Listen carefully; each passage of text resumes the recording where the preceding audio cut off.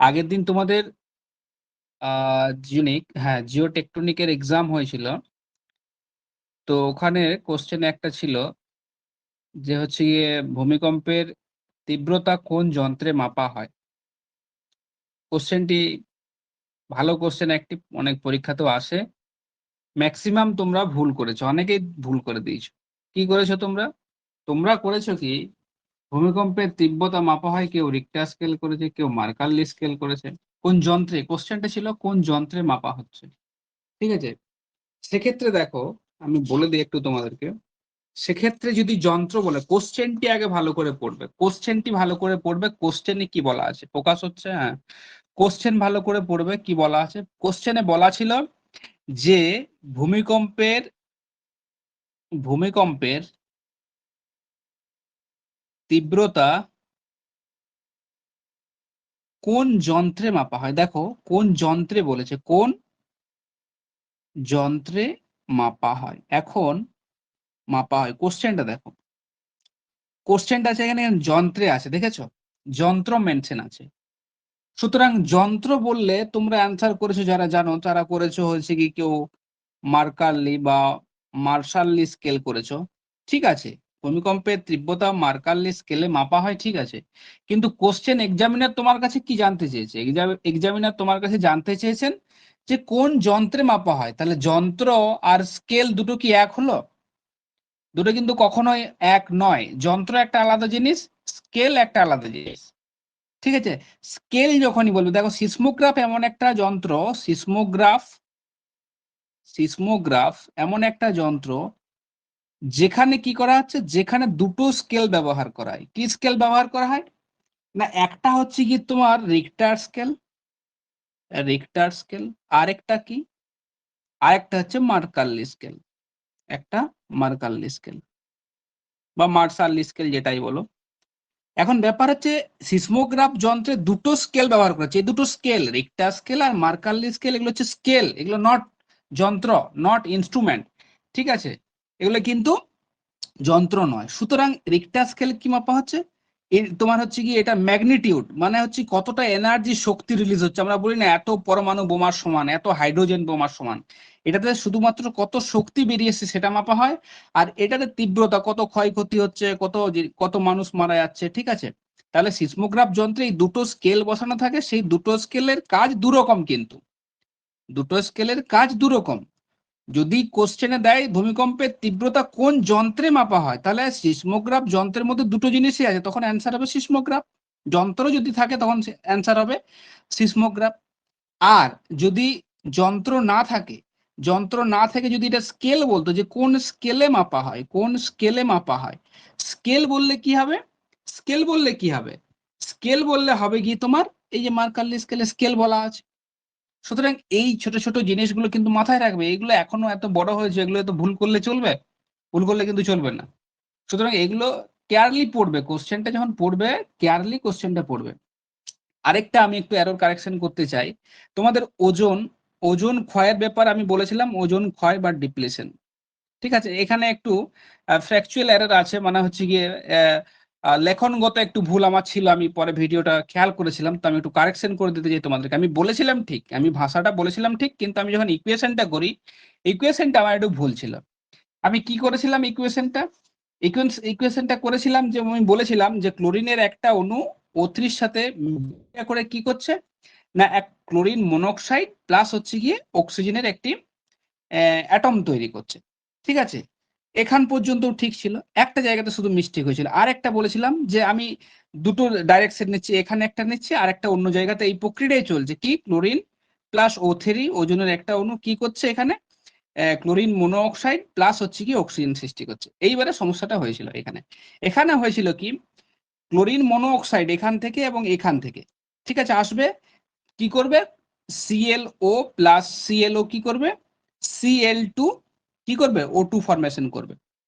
Cl2O2 আমার বলার এখানে লিখার ভুল ছিল, আমি বলেছি ঠিক আছে, কিন্তু লিখেছি অন্যরকম। এখানে কি হবে, এটা ফার্দার ভেঙে যাবে, এটা Cl2 আসবে প্লাস O2, এইখানটা দেখে ভুল আছে। আমি বলছি কিন্তু আমি এটা আমি ধরে দিলাম, এটা তোমরা কারেকশন করে নিও।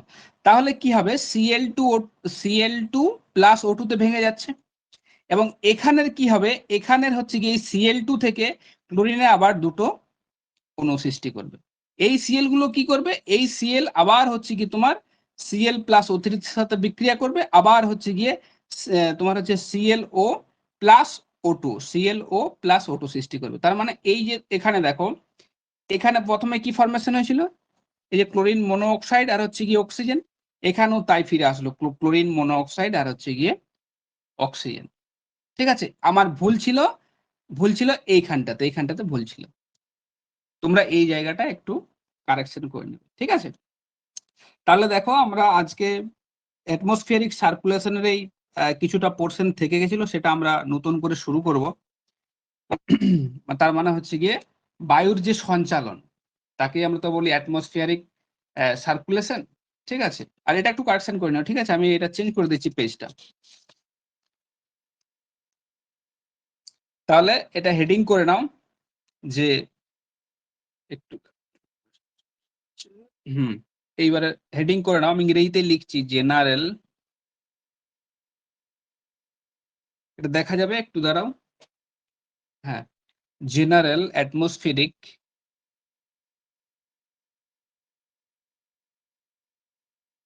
সার্কুলেশন। তার মানে হচ্ছে বায়ুমণ্ডলী যে সঞ্চালন, আমরা আগের দিন যেগুলো আলোচনা করেছি, তোমার কি আলোচনা করেছি, বায়ুর যে প্রেসার বেল্ট গুলো আলোচনা করেছি, বিভিন্ন ধরনের উইন্ড যেগুলো আমরা আলোচনা করেছি, জিওস্ট্যাটিক উইন্ড হোক, গ্রেডিয়েন্ট উইন্ড হোক, কেউ কিছু বলবে? হ্যাঁ, বলছি 8 এর বইতে দেওয়া আছে ভূমিকম্পের তীব্রতা মাপার যন্ত্র হচ্ছে রিক্টার স্কেল, 1 থেকে 10 না পর্যন্ত সূচক মান। ওটা মিস্টেক আছে, যন্ত্র কখনো স্কেল হতে পারে না। ওটা ক্লাস 8 এর পশ্চিমবঙ্গ মধ্য শিক্ষা পর্ষদের যে, হ্যাঁ, ওটা ওরা কারেকশন করেনি, ওটা কারেকশন করতে হবে। তাহলে ইনস্ট্রুমেন্ট এটার আর অ্যান্সার স্কেল কি ওই দুটো। হ্যাঁ, এটার অ্যান্সার কি স্যার ওই মার্কারি স্কেল হবে?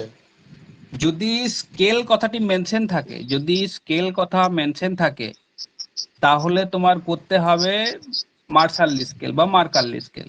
স্কেল কথা যদি মেনশন থাকে কোশ্চেনে, যে কোন স্কেলে মাপা হচ্ছে, তোমাকে তো ডাইরেক্ট জিজ্ঞাসা করছে যে কোন স্কেলে মাপা হচ্ছে। এরপর যদি মেনশন থাকে যে কোন যন্ত্রে মাপা হচ্ছে, যন্ত্র থাকলে সিসমোগ্রাফ, আমি কি বললাম, সিসমোগ্রাফে দুটোই বসানো থাকছে, সিসমোগ্রাফে রিক্টারও থাকছে, তোমার হচ্ছে কি মার্কারলিও থাকছে। সুতরাং তোমাকে কোশ্চেনটা ভালো করে পড়তে হবে। ওকে সেটা ঠিক আছে, অফ করে দাও মাইক।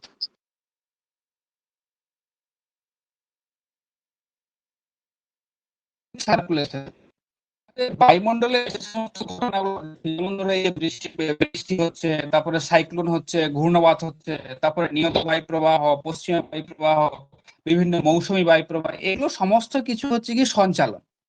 কোন একটি জায়গা থেকে আরেকটি জায়গাতে যখন আমাদের যে অ্যাটমসফিয়ারের আছে কি বায়ু, বলছি সঞ্চালন। এবারে এই সঞ্চালন কেন হয়, কিভাবে হয়, এর গুরুত্ব কি, মেকানিজম কি, এগুলো টোটালটা আমরা আজকে জানবো। এখন সঞ্চালনের আমরা কিছু ভাগ করতে পারি, যে অ্যাটমসফেরিক সার্কুলেশন বা সঞ্চালনকে আমরা তিনটে ভাগে ভাগ করতে পারি। একটা হচ্ছে প্রাথমিক সঞ্চালন, দেখো এগুলো লিখে রাখবে, প্রাথমিক সঞ্চালন। আগের দিনের যারা ক্লাসগুলো করনি বা দেখনি তারা দেখে নেবে, কারণ পরবর্তীতে ধরো আজকেই ধরো জেট বায়ু আলোচনা করব, সেক্ষেত্রে তোমরা কিন্তু বুঝতে পারবে না, তাও আমি কিছুটা টাচ দেওয়ার চেষ্টা করব।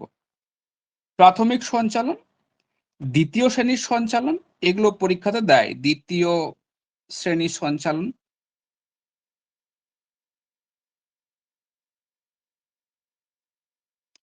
তারপরে আছে তৃতীয় শ্রেণীর সঞ্চালন। এখন সঞ্চালন কেন হয়, তৃতীয় শ্রেণীর সঞ্চালন, আমরা এগুলো পরে আসবো, তার আগে একটু জানি যে সঞ্চালন কেন হয়।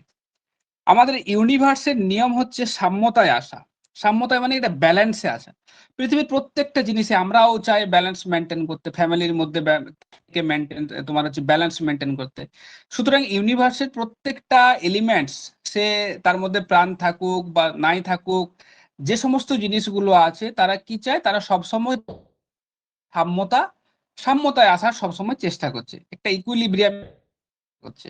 সেরকম ভাবে আমাদের যে অ্যাটমসফিয়ারটা আছে, সেই অ্যাটমসফিয়ারের মধ্যে যে সমস্ত কম্পোনেন্ট গুলো আছে, যেমন ময়েশ্চার আছে, যেমন হিট আছে, ঠিক আছে, এগুলো কি করছে, ইকুইলিব্রিয়ামের দিকে যাওয়ার চেষ্টা করছে, মানে সাম্যতা বা সমতার দিকে যাওয়ার চেষ্টা করছে। যখনই সমতার দিকে যখনই মুভ করছে, তখনই সেটাই হচ্ছে গিয়ে অ্যাটমসফেরিক সার্কুলেশন বা হচ্ছে সঞ্চালন। তাহলে কেন হবে সঞ্চালন? সঞ্চালন হবে হিট বা তাপের প্রবাহ, তাপের জন্য। তাপ কি, আমাদের পৃথিবীর যেহেতু আকৃতি একটু অন্যরকম, অভিগত গোলক আকৃতি, তোমার নিরক্ষীয় অঞ্চল ফোলা এবং মেরুদ্বয় চাপা, তার ফলে কি হয়েছে, ইনসুলেশন বিভিন্ন জায়গাতে বিভিন্ন রকম পড়ছে। ঠিক আছে, ইনসুলেশন এখানে কি হবে, ক্রান্তীয় অঞ্চল কি, ক্রান্তীয় নিরক্ষীয় অঞ্চলে কি হচ্ছে, এখানে সারপ্লাস জোন আছে, কিসের, হিটের সারপ্লাস। সারপ্লাস তার মানে হচ্ছে গিয়ে এখানে সব থেকে বেশি হিট পড়ছে। আবার তুমি যদি মেরুতে গেলে কি হবে, এখানে ইনসুলেশন কম হচ্ছে, ইনসুলেশন কম হচ্ছে, ইনসুলেশন কম হচ্ছে এখানে। সুতরাং আমরা দেখছি যে কোথাও ইনসুলেশন বেশি হচ্ছে, কোথাও ইনসুলেশন কম হচ্ছে, কোথাও কম হচ্ছে, কোথাও বেশি হচ্ছে। তার মানে কি, একটা পার্থক্যের সৃষ্টি করছে, একটা ডিফারেন্সের সৃষ্টি করছে। তার মানে এই যে সমগ্র যে পৃথিবী, সেই পৃথিবীতে কি হবে, কোথাও হচ্ছে কি হিট বেশি হচ্ছে, মানে হিটের ফলে কি এনার্জি, এনার্জি কোথাও বেশি হচ্ছে, নিরক্ষীয় অঞ্চলে এনার্জি বেশি হচ্ছে এবং মেরু অঞ্চলের দিকে এনার্জি কম হচ্ছে। সুতরাং ক্রান্তীয় অঞ্চল থেকে হিট ট্রান্সফার হওয়ার চেষ্টা করবে কোন দিকে, মেরু অঞ্চলের দিকে। এটা আমি বললাম ইউনিভার্সাল ল, এখানে সবাই একটা সম্মতা বা ব্যালেন্সে আসার। দুইয়ে কি হবে, এটা যেমন তাপ গেল, হিট গেল, সেরকম কি যেতে থাকবে, সেরকম হচ্ছে কি তোমার সেরকম হচ্ছে কি জলীয় বাষ্প, জলীয় বাষ্পরও একটা ব্যালেন্স আসার চেষ্টা করবে। তারপরে কি, তারপরে বাষ্পীভবন বা ইভাপোরেশন, এগুলো টোটালি কি হবে, মানে যে সমস্ত এলিমেন্টস, সেগুলো কি, সেগুলো সবই চাইবে বা সব কটা এলিমেন্ট সেই চাইবে যে আমরা একটা সমান সমান অবস্থায় চলে আসি, যে আমরা ইকুয়ালি একটা ডিস্ট্রিবিউট। এই ইকুয়ালি ডিস্ট্রিবিউট হতে গেলে যে অ্যাটমসফিয়ারের যে মুভমেন্টটা হচ্ছে, সেই মুভমেন্টটাকে আমরা বলছি কি, অ্যাটমসফিয়ারিক সার্কুলেশন, যা বায়ুর সঞ্চালন নামও পরিচিত। ঠিক আছে, তাহলে আমরা এক কথায় বলতেই পারি যে হচ্ছে গিয়ে বৃহৎ অঞ্চল জুড়ে যখন হচ্ছে গিয়ে বায়ুর মুভ করছে বা বায়ু চলে যাচ্ছে, তখন সেটা হচ্ছে গিয়ে বায়ুর সঞ্চালন। ঠিক আছে, এখন বায়ুর সঞ্চালনকে আমরা দেখো তিনটে শ্রেণীতে ভাগ করেছি, কি, একটা প্রাথমিক সঞ্চালন বা primary circulation, secondary and tertiary ইংরেজিতে যদি বল। এখন প্রাথমিক সঞ্চালন কোনগুলোর মধ্যে পড়ছে না, প্রাথমিক হচ্ছে এই যে তোমার যত রকমের নিয়ত বায়ু আছে, নিয়ত বায়ু, নিয়ত বায়ু, ঠিক আছে, এটা নিয়ত বায়ু, যেমন আছে পশ্চিমা বায়ু আছে, আয়ন বায়ু আছে, মেরু বায়ু আছে। তারপরে কি, এটা হচ্ছে কি জেট বায়ু, জেট বায়ুর মাধ্যমেও কিন্তু সঞ্চালন হয়। তারপরে কি আছে, তারপরে Walker circulation, Walker circulation, circulation, এগুলো লিখে রাখবে, সার্কুলেশন। ঠিক আছে, দ্বিতীয় শ্রেণীর কি আছে না, দ্বিতীয়তে আমরা বলতে পারি যে ঘূর্ণবাত, ঘূর্ণবাত, এগুলোর ফলেও তো হয়, ডিস্ট্রিবিউট হয়, এগুলোর ফলে কি হবে, ডিস্ট্রিবিউট হয় না, হচ্ছে গিয়ে তোমার ধরো সমুদ্রের যে সমস্ত জলীয় বাষ্প সেগুলো স্থলভাগের দিকে আসে এবং বৃষ্টিপাত ঘটায়। ঠিক আছে, তাহলে ঘূর্ণবাত হলো। তারপর আছে প্রতীপ ঘূর্ণবাত, তারপর আছে এয়ার মাস বা বায়ুপুঞ্জ, তারপর আছে মৌসুমী বায়ু, মৌসুমী বায়ু, এগুলো হচ্ছে সেকেন্ডারি সার্কুলেশন।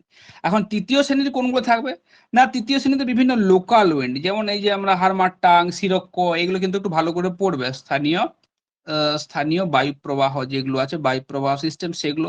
তার সাথে কি থাকবে, তার সাথে থাকবে স্থলবায়ু, তার সাথে কি থাকবে, তার সাথে থাকবে সমুদ্র বায়ু। ঠিক আছে, এইগুলো হচ্ছে কি, এবার স্থানীয় বায়ু, যত রকমের স্থানীয় বায়ু আছে সবই হচ্ছে কি টার্সিয়ারি অ্যাটমসফিয়ারিক সার্কুলেশন। ঠিক আছে, এখন এই যে তোমার সার্কুলেশন, এই সার্কুলেশনের হচ্ছে কি গুরুত্ব কি, এই যে সার্কুলেশনটা হচ্ছে, ঠিক আছে, সার্কুলেশনটা হওয়ার পিছনে গুরুত্ব কি, কিছু তো একটা গুরুত্ব আছে বা এটার একটা ইম্পর্টেন্স আছে। প্রথম গুরুত্ব আমরা হিসেবে এক নম্বরে লিখবে পয়েন্ট করে, প্রথম গুরুত্বতে আমরা বলতে পারি যে অ্যাটমসফিয়ারিক সার্কুলেশন কি করে না, হচ্ছে কি তাপের সরবরাহ করে। তার মানে যেটা সারপ্লাস জোন আছে সেই সারপ্লাস জোন থেকে যেখানে ডেফিসিট এরিয়া আছে সেই ডেফিসিট এরিয়ার দিকে হিট যে এনার্জি সেই হিট এনার্জিটাকে বয়ে নিয়ে তারা আমরা লিখতেই পারি। এগুলো নোট করে রাখবে, এগুলো কিন্তু নোটসে আমার নোটসে পাবে না, যে নোটসটা আমি পিডিএফটা দিয়েছি সেখানে কিন্তু নেই দেখবে। তাহলে এখানে 1 নাম্বার পয়েন্ট করবে যে তাপের সরবরাহ।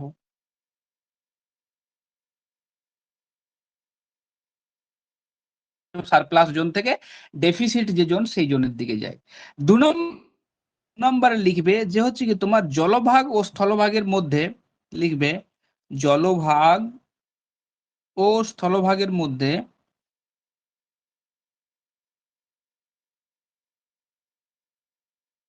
স্থলভাগের মধ্যে কি করছে, এখানেও তাপের ভারসাম্য রক্ষা করছে, তাপের ভারসাম্য রক্ষা করছে।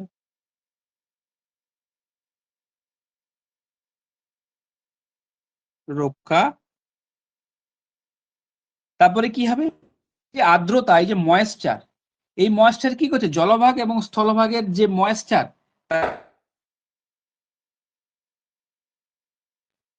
আর্দ্রতাকে যখনই স্থলভাগের দিকে নিয়ে আসছে, মানে জলভাগ থেকে স্থলভাগের দিকে নিয়ে আসছে, তার ফলে কি হচ্ছে, স্থলভাগে প্রিসিপিটেশন হচ্ছে, অধঃক্ষেপণ হচ্ছে, মেঘ হচ্ছে, বৃষ্টি হচ্ছে, কুয়াশা হচ্ছে, ঠিক আছে, এগুলো তো সুতরাং এগুলো হচ্ছে। এবং 4 নম্বরে আমরা বলতে পারি যে সমগ্র পৃথিবী ব্যাপী সমগ্র এই বাষ্পীভবন, বৃষ্টিপাত এগুলোর হচ্ছে গিয়ে সুষম যে মান বন্টন সেটা কিন্তু বজায় রাখার চেষ্টা করছে। তাহলে লিখবে সমগ্র পৃথিবীতে কিসের, সমগ্র পৃথিবীতে কি করছে, পৃথিবীতে বাষ্পীভবন,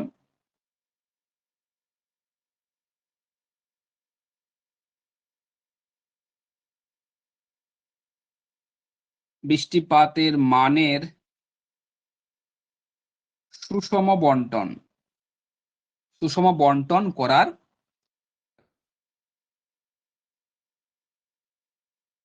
এগুলো নোটসে থাকবে না, ঠিক আছে। জেট স্ট্রিমটা তা লিখবে, কারণ জেট স্ট্রিমে অনেক কিছু জিনিস বোঝার আছে, ঠিক আছে। তোমাদের দেখবে আজকে জেট স্ট্রিম সম্বন্ধে পুরো কনসেপ্টটাই ক্লিয়ার হয়ে যাবে, পরে আসছি ট্রাইসেলুলার মডেল সম্বন্ধে। সুতরাং এগুলো হচ্ছে গুরুত্ব। আমি প্রথমেই বললাম যে হচ্ছে কি, যে সার্কুলেশনটা কেন হচ্ছে না, সার্কুলেশনটা হওয়ার পিছনে প্রধান কারণ কি, আমি প্রথমেই বললাম যে সার্কুলেশন হওয়ার প্রধান কারণ হচ্ছে কি তাপ। এখন তাপ, এটা হচ্ছে প্রধান কারণ, অ্যাটমসফিয়ারিক যে সার্কুলেশন তার প্রধান কারণ হচ্ছে তাপ, ঠিক আছে, তাপ। আরেকটা কারণ আছে অ্যাঙ্গুলার মোমেন্টাম, মানে কৌণিক ভরবেগ। যারা সায়েন্সের স্টুডেন্ট বা ফিজিক্স নিয়ে ভালো মতন যাদের জ্ঞান আছে তারা এই ব্যাপারটা ভালো করে জানে। এখন অ্যাঙ্গুলার মোমেন্টাম ব্যাপারটা কি, এখন দেখো বাসে যেতে যেতে তুমি যদি কোনো টার্নিং এ বাস যদি হঠাৎ করে ঘুরে যাও, যেদিকে ঘুরছে তুমি তার দেখবে উল্টো দিকে ছিটকে পড়ে যাচ্ছ। এই যে ছিটকে পড়ে যাচ্ছে, এটা উল্টো দিকে ছিটকে পড়ে যাচ্ছে, এটা অ্যাঙ্গুলার মোমেন্টাম। ধরো তুমি তোমার সোজা যেতে যেতে যেতে হঠাৎ করে বাসটা ডান দিকে ঘুরে গেল, তুমি দেখবে বাঁ দিকে তুমি কিন্তু হেলে যাচ্ছ, এটাকে অ্যাঙ্গুলার মোমেন্টাম বলছে। তার মানে তোমার শরীর কি ব্যালেন্স রাখার চেষ্টা করছে, একটা ডাইরেকশন ছিল, একটা গতি ছিল, সেই গতির অভিমুখে একটা তার ব্যালেন্স রাখার চেষ্টা করছে। অত ফিজিক্স জানি না, তোমরা ব্যাপারটা বুঝে নাও যে কি হচ্ছে, যে অ্যাঙ্গুলার মুভমেন্ট হচ্ছে এটাই। সেরকম আমাদের যে পৃথিবী আছে, সেই পৃথিবী কি, পৃথিবীর সাথে আমাদের যে বায়ু, আমাদের যে এই পৃথিবী আছে, পৃথিবীর সাথে কি হয়েছে, যে অ্যাটমসফিয়ারটা আছে, সেই অ্যাটমসফিয়ারটা কি, অ্যাটমসফিয়ারটা হচ্ছে কি অ্যাটাচড আছে, গ্রেভিটেশনাল ফোর্সের জন্য অ্যাটাচ আছে। এখন অ্যাটাচ আছে, আমরা জানি যে পৃথিবীর গতি হচ্ছে কি কি বিভিন্ন জায়গায় বিভিন্ন রকম, তোমার নিরক্ষীয় অঞ্চলে একরকম, পোলে একরকম। তার ফলে কি হচ্ছে, বিভিন্ন জায়গাতে বিভিন্ন রকম যে অ্যাঙ্গুলার মুমেন্টাম, ঠিক আছে। ঠিক একটা তুমি থালাতে জল নেবে, জল নেওয়ার পর থালার জলটাকে যদি নাড়িয়ে দাও, দেখবে যদি একদিকটা হেলিয়ে দাও তাহলে কি হয়, জলটা অন্যদিকে যাওয়ার চেষ্টা করে। আমি তোমাদেরকে বোঝানোর জন্য ব্যাপারটা বলছি, একদিকে যাওয়ার চেষ্টা করছে। বা যদি জলটাকে নাড়িয়ে দাও বা থালাটাকে নাড়িয়ে দাও, নাড়িয়ে দিক খানিকক্ষণ রেখে দেবে, দেখবে জলটা একবার এদিকে যাচ্ছে একবার ওদিকে যাচ্ছে, মুভ করছে। এরকম ধরো প্লেটে এরকম জল নিলে, থালাতে জল নেওয়ার পর কি এটাকে ধরে তুমি ঝাঁকিয়ে দিলে কি হবে, পৃথিবীর ঘূর্ণন বেগ কি করছে, সবসময় ঝাঁকাচ্ছে। তার ফলে কি হচ্ছে, তাই এখানে যে স্থির জলরাশিটা ছিল সেই জলরাশিটা কি করবে, অ্যাঙ্গুলার মুভমেন্টামের জন্য কি করবে, সে তার গতিটা বা দিকটা বজায় রাখার চেষ্টা করবে। এই দিক, গতি, এই সমস্ত বজায় রাখার জন্যই বায়ুর মুভমেন্ট হচ্ছে নিরক্ষীয় অঞ্চল থেকে মেরু অঞ্চলের দিকে। এখন নিরক্ষীয় অঞ্চলে অ্যাঙ্গুলার মোমেন্টাম বেশি, নিরক্ষীয় অঞ্চলে অ্যাঙ্গুলার মোমেন্টাম বেশি হবে এবং মেরুর দিকে অ্যাঙ্গুলার মোমেন্টাম কম হবে। সুতরাং বায়ু কি করবে, যেখানে অ্যাঙ্গুলার মোমেন্টাম বেশি সেখানে দিক বিক্ষেপ হবে বা ছিটকে যাওয়ার চেষ্টা করবে বা অন্যদিকে মুভমেন্ট করার চেষ্টা করবে। সুতরাং অ্যাঙ্গুলার মুভমেন্টের জন্য তোমার হচ্ছে গিয়ে নিরক্ষীয় অঞ্চল থেকে বায়ু কোন দিকে যাওয়ার চেষ্টা করবে, পোলের দিকে যাওয়ার চেষ্টা করবে।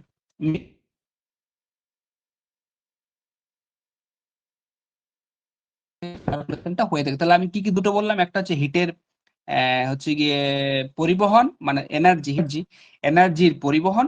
আরেকটা হচ্ছে গিয়ে তোমার যেটা বললাম সেটা হচ্ছে গিয়ে কৌণিক যে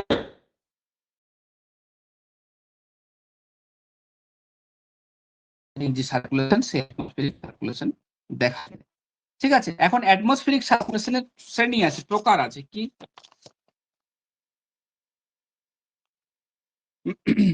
অ্যাটমসফেরিক সার্কুলেশনের কিছু প্রকার আছে, শ্রেণী আছে। শ্রেণী বলতে আমরা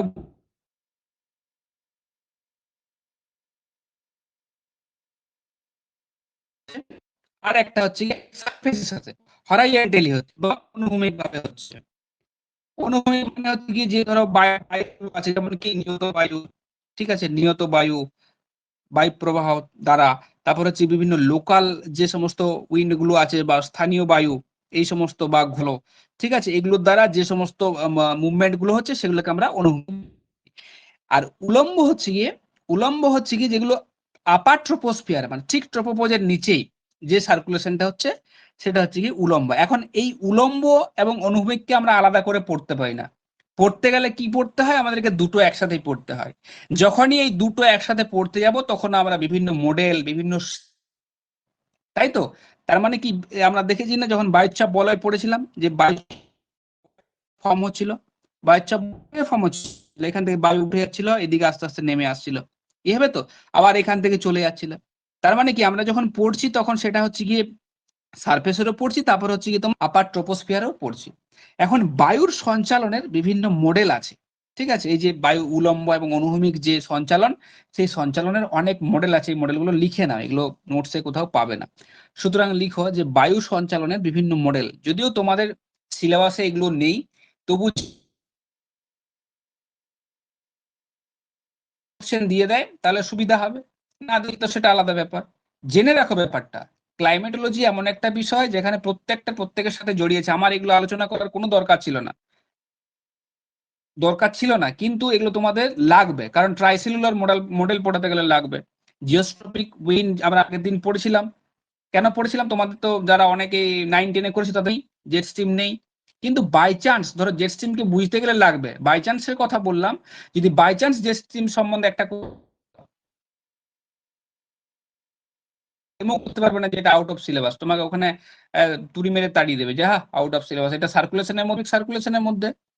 সুতরাং সার্কুলেশনের মধ্যে টোটাল জিনিসটাই আছে, কোনটা সিলেবাসে আছে কোনটা নেই এইভাবে পড়ো না। 9-10 ক্ষেত্রে তোমার থট নেই, সেটা তুমি পড়লে না, কোনো অসুবিধা নেই, যেহেতু নেই ওখানে ক্লেম করতে পারে। কিন্তু এটা ইন সিলেবাস তুমি যদি না পড়ো তখন সেটা ভুল হবে। ঠিক আছে, তাহলে দেখো আমরা কি পড়ছিলাম, যে বায়ুর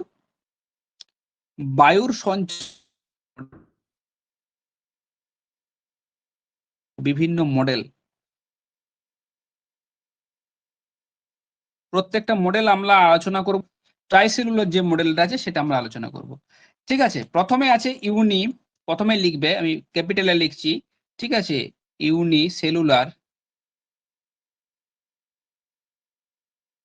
সেলুলার মডেল, বা এটাকে বলা হয় থার্মাল সার্কুলেশন।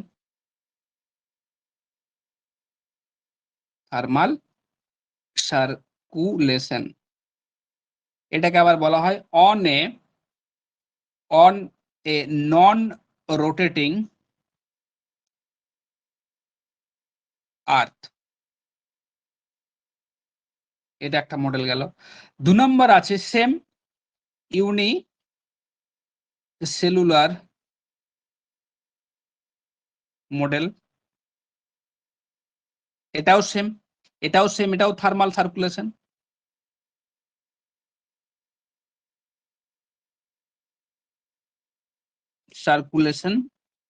এটা হবে অন এ রোটেটিং, পরবর্তীতে এটা কে ইনভেন্ট করেছিল এটা মনে রাখবে, রোটেটিং আর্থ।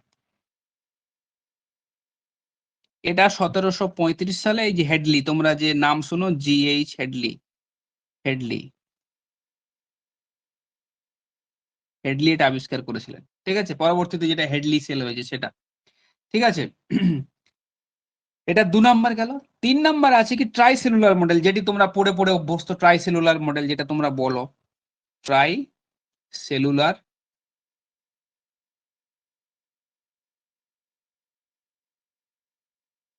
মডেল বা ট্রাইসেলুলার মেরিডয়নাল মডেল বলা হয় এটাকে, ট্রাইসেলুলার মডেল লিখলাম। 4 নাম্বার আছে global computers model, global computers model.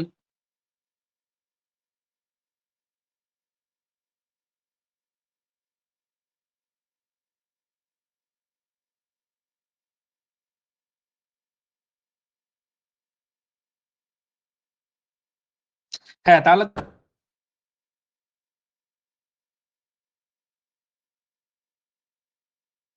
সেগুলোকে কিন্তু ঠিক আছে,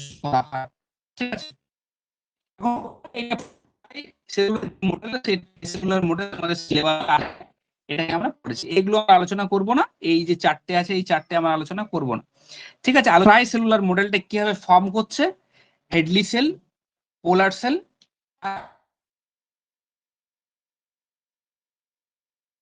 সেই ট্রপিক্যাল,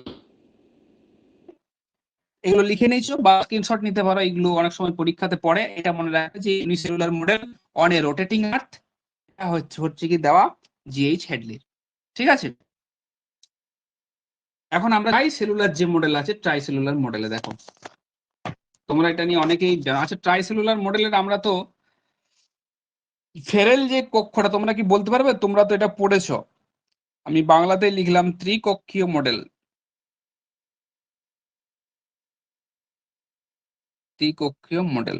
এখন বলো তোমরা যে কেউ কি বলতে পারবে যে ক্রান্তীয় সেলটা তো আমরা সবাই জানি, যেটা হেড, পোলার, পোলার সেলটাও তোমরা জানো, ফেরেল সেলটা কিভাবে ফর্ম হচ্ছে, ফেরেল সেলটা কিভাবে ফর্ম হচ্ছে কেউ পারো? কেউ যদি জানো তাহলে আমাকে বলো, দেখি এবার শুনি তোমাদের যদি কিছু আইডিয়া থাকো।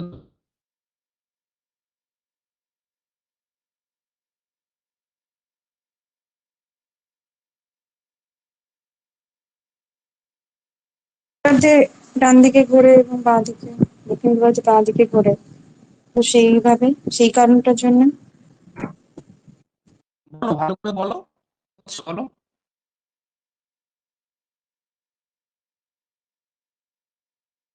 কি বললেন স্যার, শুনতে পেলাম না। আমি বললাম বলো, শুনি কি বলছো, তোমার মতে ফেরেল সেলটা কিভাবে হচ্ছে ফল? স্যার ফেরেলের মতে, ফেরেলের সূত্র অনুযায়ী যেটা বায়ু যখন উত্তর গোলার্ধে যায় তখন সেটা ডান দিকে বেঁকে যায়, বেঁকে প্রবাহিত হয়, এবং দক্ষিণ গোলার্ধে যখন আসে তখন হ্যাঁ, সেটা বাঁ ওটা দিকে তো বেঁকে ওটা প্রবাহিত হয়। তুমি ফেরেল সেল কিভাবে ফর্ম হচ্ছে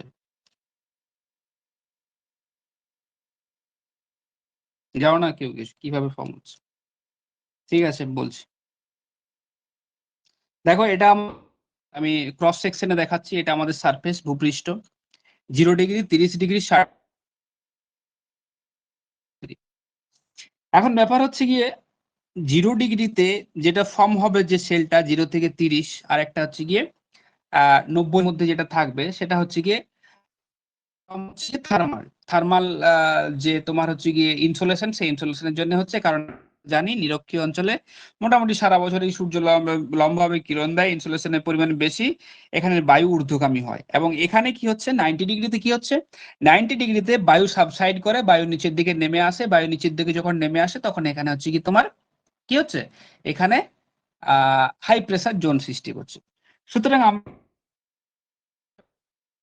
আলোচনা করেছিলাম। আর ট্রোপোপজ সবসময় অলওয়েজ একটা ঢাকনার মতো কাজ করে, ঢেকে রাখে আর কি। এর উপরে কিন্তু আর এর উপরে কিন্তু বায়ু যেতে পারে না। তাহলে আমার 0 ডিগ্রিতে কি হয়? 0 ডিগ্রিতে হচ্ছে কি ঊর্ধ্বগামী হয় কি করে? বায়ু সবসময় ঊর্ধ্বগামী হয়ে একবারে ট্রোপোপজ পৌঁছে গিয়ে কি হয়, ও হচ্ছে গিয়ে আমরা বলি যে দুই দিকে চলে যায় বা দুই দিকে সরে যায়। এদিক থেকেও আমি যদি দেখাই, এদিক থেকেও সেম প্রক্রিয়া হবে, এদিকে চলে যাবে। এটা আমি দেখাচ্ছি না, এটা নর্দার্ন হেমিস্ফিয়ারটা এদিকে দেখাচ্ছি। সুতরাং এখানে বায়ু গরম হলো, গরম হওয়ার ফলে কি হচ্ছে, এটা উপরের দিকে উঠে গেল, এবং উপরের দিকে উঠতে উঠতে উঠতে এখানে যে আসবে সেই তোমরা বলবে যে এখানে নেমে আসে, তাই তো? এখানে নেমে আসে। এখন এখানে কেন নেমে আসে? আমি হ্যাঁ ছবিটা করে স্যার। নিচ্ছি, আবার এদিক দিয়ে প্রবাহিত হয়। এখন কেন নেমে আসছে এখানে? এখানে কেন স্যার নেমে ওখানে আসে? নামলো হাইড্রোফিল, না তো? বলো বলো।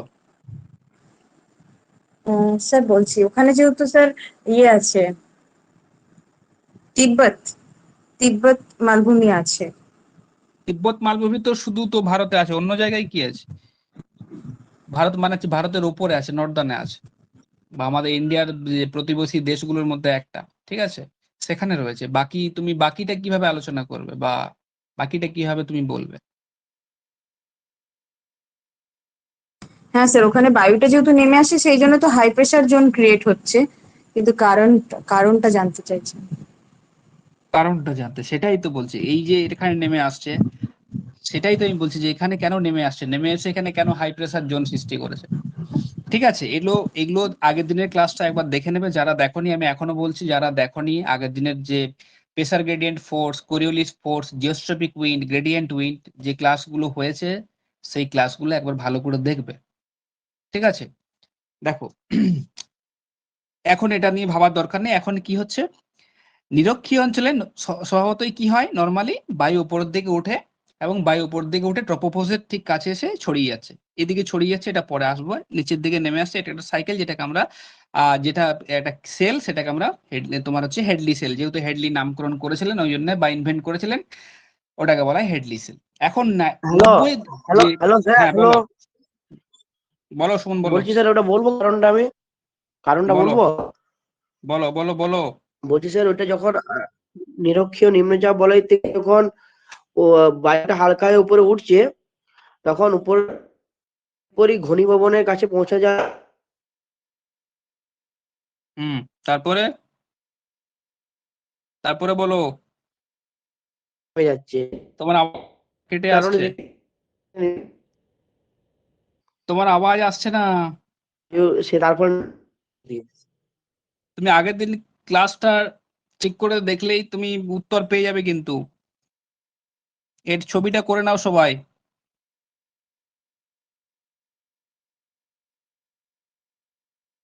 আমি বলে দিচ্ছি, ছবিটা সবাই করে নাও, আমি অ্যান্সার বলে দিচ্ছি।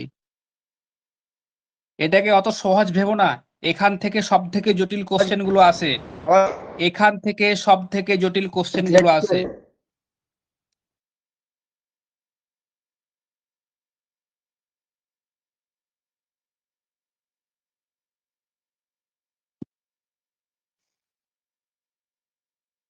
করে নাও, এটা করে নাও। তাহলে আমি ইংরেজিতে লিখছি, ট্রপিক্যাল সেল বা ক্রান্তীয় সেলও বলা হয় একে, ট্রপিক্যাল সেল। 2 নম্বরে থাকবে হচ্ছে কি পোলার front sell.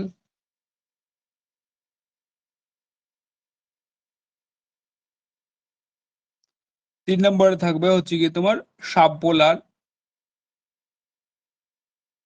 Or polar cell. হয়েছে, এই তিনটে বলা হয়। আমি একটু নামিয়ে দিচ্ছি। বলা হয়, এটাকে বলা হয় হেডলি সেল, এটাকে বলা হচ্ছে কি তোমার ফেরেল সেল, আর এটাকে বলা হচ্ছে মেরু সেল। এখন দেখো আমি কি বলেছিলাম, যে নিরক্ষীয় অঞ্চলে যেহেতু ইনসুলেশনের পরিমাণ বেশি, ইনসুলেশনের পরিমাণ বেশি থাকার কারণে উপর দিকে উঠে যাবে, এবং উপর দিকে উঠে গিয়ে একটা নির্দিষ্ট জায়গাতে এসে নেমে আসবে। এখন শুনে রাখো, নেমে আসবে, নেমে এসে যেই নিচের দিকে আসবে, বায়ুটা দুটো ভাগে ভাগ হয়ে যাবে, ডাইভার্জ হয়ে যাবে, ডাইভার্জ হয়ে গিয়ে আবার এখান দিয়ে আসবে, এখান দিয়ে আসবে, এখান দিয়ে এসে আবার 5-এর কাছাকাছি এসে, এটা হচ্ছে 5, এদিকে আছে 5, এগুলো আমি আগের ক্লাসে দেখবে ভালো করে আলোচনা করেছিলাম, উঠে আবার উঠে যাবে। সুতরাং আমরা একটা সারফেসে একটা দেখতে পাচ্ছি উইন্ড সিস্টেম, এবং আপার ট্রোপোস্ফিয়ারে আমরা একটা উইন্ড সিস্টেম দেখতে পাচ্ছি। দুটো উইন্ড সিস্টেম দেখতে পাচ্ছি, উইন্ড সিস্টেম গুলো ফরমেশনে একটা সেল বা কোষের মতো সৃষ্টি করেছে, ঠিক আছে, এটাকে বলা হচ্ছে হেডলি সেল। পরে আবার হচ্ছে কি একটা আছে কোষ ফেরেল সেল, এখন হচ্ছে কি মেরু সেল। এখন হেডলি সেলের কিছু বৈশিষ্ট্য দেখো, আমি বলে দিচ্ছি, এগুলো আগে লিখে নাও। হেডলি সেলের সবসময় লিখবে যে হচ্ছে কি বায়ু ঊর্ধ্বমুখী হয়, এবং ঊর্ধ্বমুখী হওয়ার ফলে বায়ু, এটা পরীক্ষাতে আসে যে বায়ু কত থেকে কত ডিগ্রির মধ্যে নেমে আসে, বায়ুটা কত থেকে কত ডিগ্রির মধ্যে নেমে আসে। তাহলে হেডলি সেলের ক্ষেত্রে কি হবে না, বায়ু দেখবে কিছু কিছু জায়গাতে আছে তোমার 30 থেকে 35 আছে, কিছু কিছু জায়গাতে 25 থেকে 35 আছে, এগুলো কোনোটাই তোমার ভুল নয়, সবটাই ঠিক। আমি এখানে করছি কি 25 থেকে যে 30 আছে, 25 থেকে যে 30, both north and south, both হচ্ছে কি নর্থ অ্যান্ড সাউথে কি হচ্ছে, বায়ুটা সাবসাইড করছে। আপাতত এখন শুনে রাখো সাবসাইড করছে, কেন সাবসাইড করছে সেটা আমি পরে আসছি, আগে এই পুরো স্ট্রাকচারটা বুঝে নাও। কি হয়েছে, 25 থেকে 30-এ এটা হচ্ছে কি নেমে আসছে। তাহলে পরীক্ষাতে যদি কোশ্চেন দেয় কত জায়গা বরাবর বা কত অক্ষাংশ বরাবর এটা নেমে আসছে, না 25 থেকে 30-এর মধ্যে এটা কিন্তু নেমে আসছে। নেমে এসে কি হচ্ছে, যেই এখানে নেমে আসছে, ঠিক আছে, দুটো এখান থেকে আসছে, এদিক থেকে একটা আসছে, এদিক থেকে একটা আসছে, এগুলো কেন আসছে আমি পরে আসছি, ঠিক আছে। এখান দিয়ে নেমে আসছে, এখন নেমে আসার ফলে কি হচ্ছে, এইখানে যে বায়ুটা নিচের দিকে নেমে আসছে, যখনই সারফেসের কাছাকাছি আসলো, ভূপৃষ্ঠের কাছাকাছি আসলো, তখনই কি হবে, তখনই বায়ুটা দুই দিকে ডাইভার্ট হবে। ও তো আর ড্রিল করে নিচের দিকে ঢুকতে পারবে না, ও কি ডাইভার্ট হয়ে যাবে, একটা এদিকে চলে আসবে, একটা এদিকে চলে যাবে, দুটো বায়ু ডাইভার্ট হয়ে গেল। এখানে একটা জিনিস মনে রাখবে, এখানে একটা জিনিস মনে রাখবে, যে বায়ু যেরকম ডাইভার্ট হলে দুটো দিকে আলাদা দিকে চলে যায়, দুটো দিকে চলে যাচ্ছে, তো এখান থেকে চলে যাচ্ছে, এটা চলে যাচ্ছে, যখন আবার যখন দুটো একই দিক থেকে এসে মিশে, একই দিক থেকে এসে মিশবে, তখন কিন্তু বায়ু উপর দিকে যেতে থাকবে, যেখানে ধাক্কা খাবে, এই যে তোমার এখানে এসে ধাক্কা খাচ্ছে, তাহলে এই দিক থেকে একটা বায়ু আসছে, আবার এই দিক থেকে একটা বায়ু আসছে, ঠিক আছে। তার আগে, এটা বোঝার আগে তুমি একটু এই মেরু সেলটা বোঝো। পোলার সেলটা কি হচ্ছে, পোলার সেলে সবসময় কি এখানটা শীত বা ঠান্ডা, ঠান্ডার ফলে কি হচ্ছে, অ্যাটমসফিয়ারের যে সমস্ত বায়ুর যে মলিকুলস গুলো আছে, যে কণাগুলো আছে, সেগুলো কি, সেগুলো নিজেদের মধ্যে কাছাকাছি আসছে, এবং খুব ডেন্স হয়ে নিচের দিকে আস্তে আস্তে নেমে আসছে। নিচের দিকে ডেন্স হয়ে নিচের দিকে নেমে আসার ফলে কি হচ্ছে, এখানে একটা হাই প্রেসার, তার মানে হচ্ছে কি, আমরা জানি, তোমরা পড়েছো যে বায়ুতে যদি বায়ুর কণার পরিমাণ বেশি থাকে তখন সেটা হাই প্রেসার হয়, হাই প্রেসার সৃষ্টি করছে। এখন বায়ুটা যেটা নেমে আসছে, যে বায়ুটা এখানে নেমে আসছে, সে নেমে এসে যাবে, বায়ুটা নেমে এসে তো তোমার সারফেস ভেদ করে নিচের দিকে যেতে পারবে না, ও তখন কি করবে, ও চারদিকে ছড়িয়ে যাবে, এদিকেও ছড়াবে, এটা যেহেতু তোমার মেরু অঞ্চল বা পোল অঞ্চল, চারিদিকেই ছড়াবে। সুতরাং আমি দেখাচ্ছি এইদিকে, এইদিকে আস্তে আস্তে ছড়িয়ে যাবে। এই দিক থেকে যে বায়ু কি হয়েছে, এই যে নামলো, যে বায়ুটা এখান থেকে ছড়ালো, এই যে উপর থেকে নেমে আসলো, কেন নেমে আসলো আমি সেটা বললাম যে পরে বলছি। নেমে আসলো, নেমে আসার পর একটা কি আয়ন বায়ু হিসেবে এদিকে চলে গেল, একটা পশ্চিম চলে আসলো, এই যে পশ্চিম বা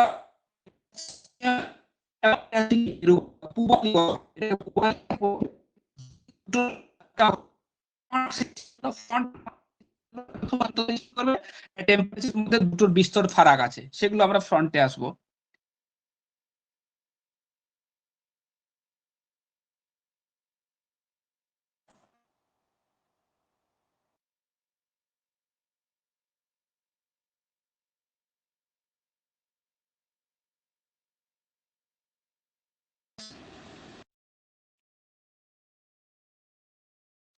কেউ যদি বলো দেখা যাচ্ছে কিনা, আমি তাহলে আবার শুরু করবো।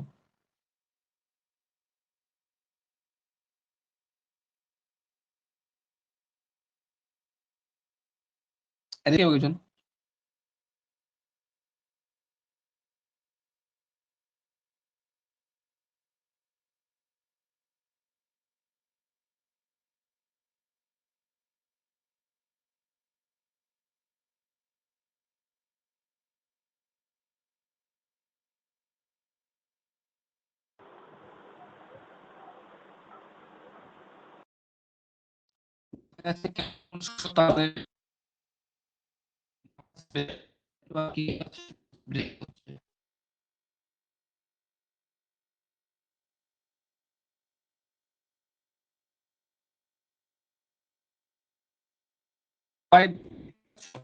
স্ক্রিন দেখা যাচ্ছে না।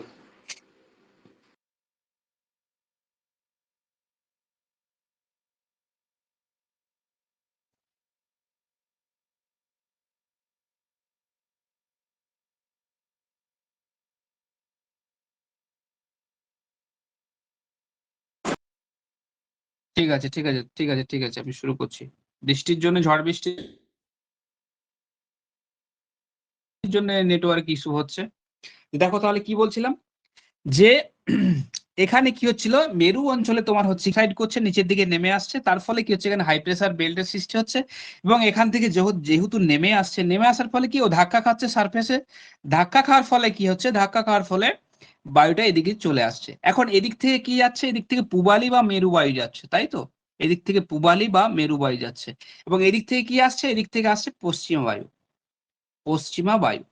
ঠিক আছে, এই পশ্চিমা বায়ু কি, এই পশ্চিমা বায়ু গরম, কারণ কেন, এ ক্রান্তীয় অঞ্চল থেকে আসছে। কোথা থেকে আসছে, কোথা থেকে প্রবাহিত হচ্ছে, 30, এ দেখো 30 ল্যাটিটিউড, 30 থেকে প্রবাহিত হয়ে এদিকে আসছে 60-এর দিকে। ঠিক আছে, এখন এই দিক থেকে প্রবাহিত হয়ে কে আসছে, এই দিক থেকে প্রবাহিত হয়ে আসছে তোমার মেরু বায়ু। এই দুটো বায়ু যেই কলাইড করলো, ধাক্কা খেলো, ধাক্কা খাওয়ার ফলে কি হবে, দুটো বায়ু কি আর নিচের দিকে যেতে পারবে, ও কি হবে, এই তো অপেক্ষাকৃত গরম এবং এ শীতল, এ কি করবে, এ আস্তে আস্তে নিচের দিকে কিভাবে যাবে, এই নিচের দিকে ঢুকে যাবে এইভাবে, এবং এই যে তোমার পশ্চিম বায়ু যেটা আসছিল, সে আস্তে আস্তে উপর দিকে উঠতে থাকবে, কারণ এর থেকে এই যে পূবালি বা মেরু বায়ুর থেকে এ হচ্ছে গিয়ে উষ্ণ, এ যেহেতু হচ্ছে কি উষ্ণ, সেহেতু এ আস্তে আস্তে উপর দিকে উঠতে থাকবে, এবং যে বায়ু উপর দিকে উঠবে, যেখানে বায়ু উপর দিকে উঠবে, সেখানে কি হয়, সেখানে লো প্রেসার জোন সৃষ্টি হয়, সেখানে লো প্রেসার। এই জন্য হচ্ছে কি আমরা 60 ডিগ্রিতে কি পড়েছিলাম, এখানে কি পড়েছিলাম, যে এখানে আছে গিয়ে দুই মেরুবৃত্ত প্রদেশী যে নিম্নচাপ বলয়, সেই নিম্নচাপ বলয়, এই নিম্নচাপ বলয় সৃষ্টি হয়েছে দুটো কারণের জন্য। দুটো কারণ কি না, এখান থেকে হচ্ছে কি তোমার যে বায়ু আসছে, মেরু বায়ু এবং পশ্চিম বায়ু দুটো ধাক্কা খাচ্ছে, ধাক্কা খেলে কি বায়ু উপর দিকে উঠে যাচ্ছে। সব সময় মনে রাখবে, বায়ুর যদি ঊর্ধ্বমুখী গমন হয়, তখন সেখানে হচ্ছে লো প্রেসার বেল্ট বা লো প্রেসার যে জোন, সেই লো প্রেসার জোনের সৃষ্টি হয়। সুতরাং এখান থেকে কি হচ্ছে, এখান থেকে উঠে গেল পশ্চিমা বায়ু, এদিকে চলে আসলো মেরু বায়ু, এবং এখানে একটা ফ্রন্ট সৃষ্টি করলো। এখানে কি হবে, এখানে পশ্চিমা বায়ু গরম হবে, এবং গরম যেহেতু অপেক্ষাকৃত গরম, এই জন্য কি হবে, পশ্চিম বায়ু আস্তে আস্তে উপর দিকে উঠবে, উপর দিকে উঠে কি হবে, একটা নির্দিষ্ট জায়গাতে এসে আবার দুটো ভাগে তোমার শীতল হবে। ঠিক আছে, ও তো একটা জায়গাতে ধাক্কা দেবে, কোনো জায়গাতে কোনো বায়ু যদি ধাক্কা দেয়, বায়ুটা ছড়িয়ে যায় না, জল তুমি যদি মেঝের উপর ফেলো, জলটা চারিদিকে ছড়িয়ে যায় না, ঠিক এটা বায়ুর ক্ষেত্রেও হবে। যদিও ওপরে এসে ট্রপোপোজে ধাক্কা দিচ্ছে, ট্রপোপোজে ধাক্কা দিলে এখানে ছড়িয়ে যাবে, ছড়িয়ে গিয়ে কি হবে, ছড়িয়ে গিয়ে এ একটা ব্রাঞ্চ এদিকে আসবে, এবং একটা ব্রাঞ্চ এদিকে আসবে। এদিকে যে ব্রাঞ্চটা আসছে সেটা কি, সেটা হচ্ছে বিপরীত পশ্চিমা বলা হয়, যেমন আমরা এন্টি ওয়েস্টার্লিজও বলা হয় এটাকে, যেমন আমরা এন্টি ট্রেড উইন্ড পড়েছি, এটাকে বলা হয় এন্টি ওয়েস্টার্লিজ বলা হয়। এটা কি, এটা এন্টি ওয়েস্টার্লিজ হয়ে কোন দিকে আসছে, কোন দিকে আসছে, এটা তোমার আসছে নিরক্ষীয় অঞ্চলের দিকে। যেহেতু এখানে উঠে উপরে ধাক্কা মারলো, দুটো এখান থেকে উঠে গেল, উষ্ণ বায়ুটা এদিকে ধাক্কা মারলো, এদিকে একটা ব্রাঞ্চ চলে আসলো, এদিকে একটা ব্রাঞ্চ চলে গেল। এখন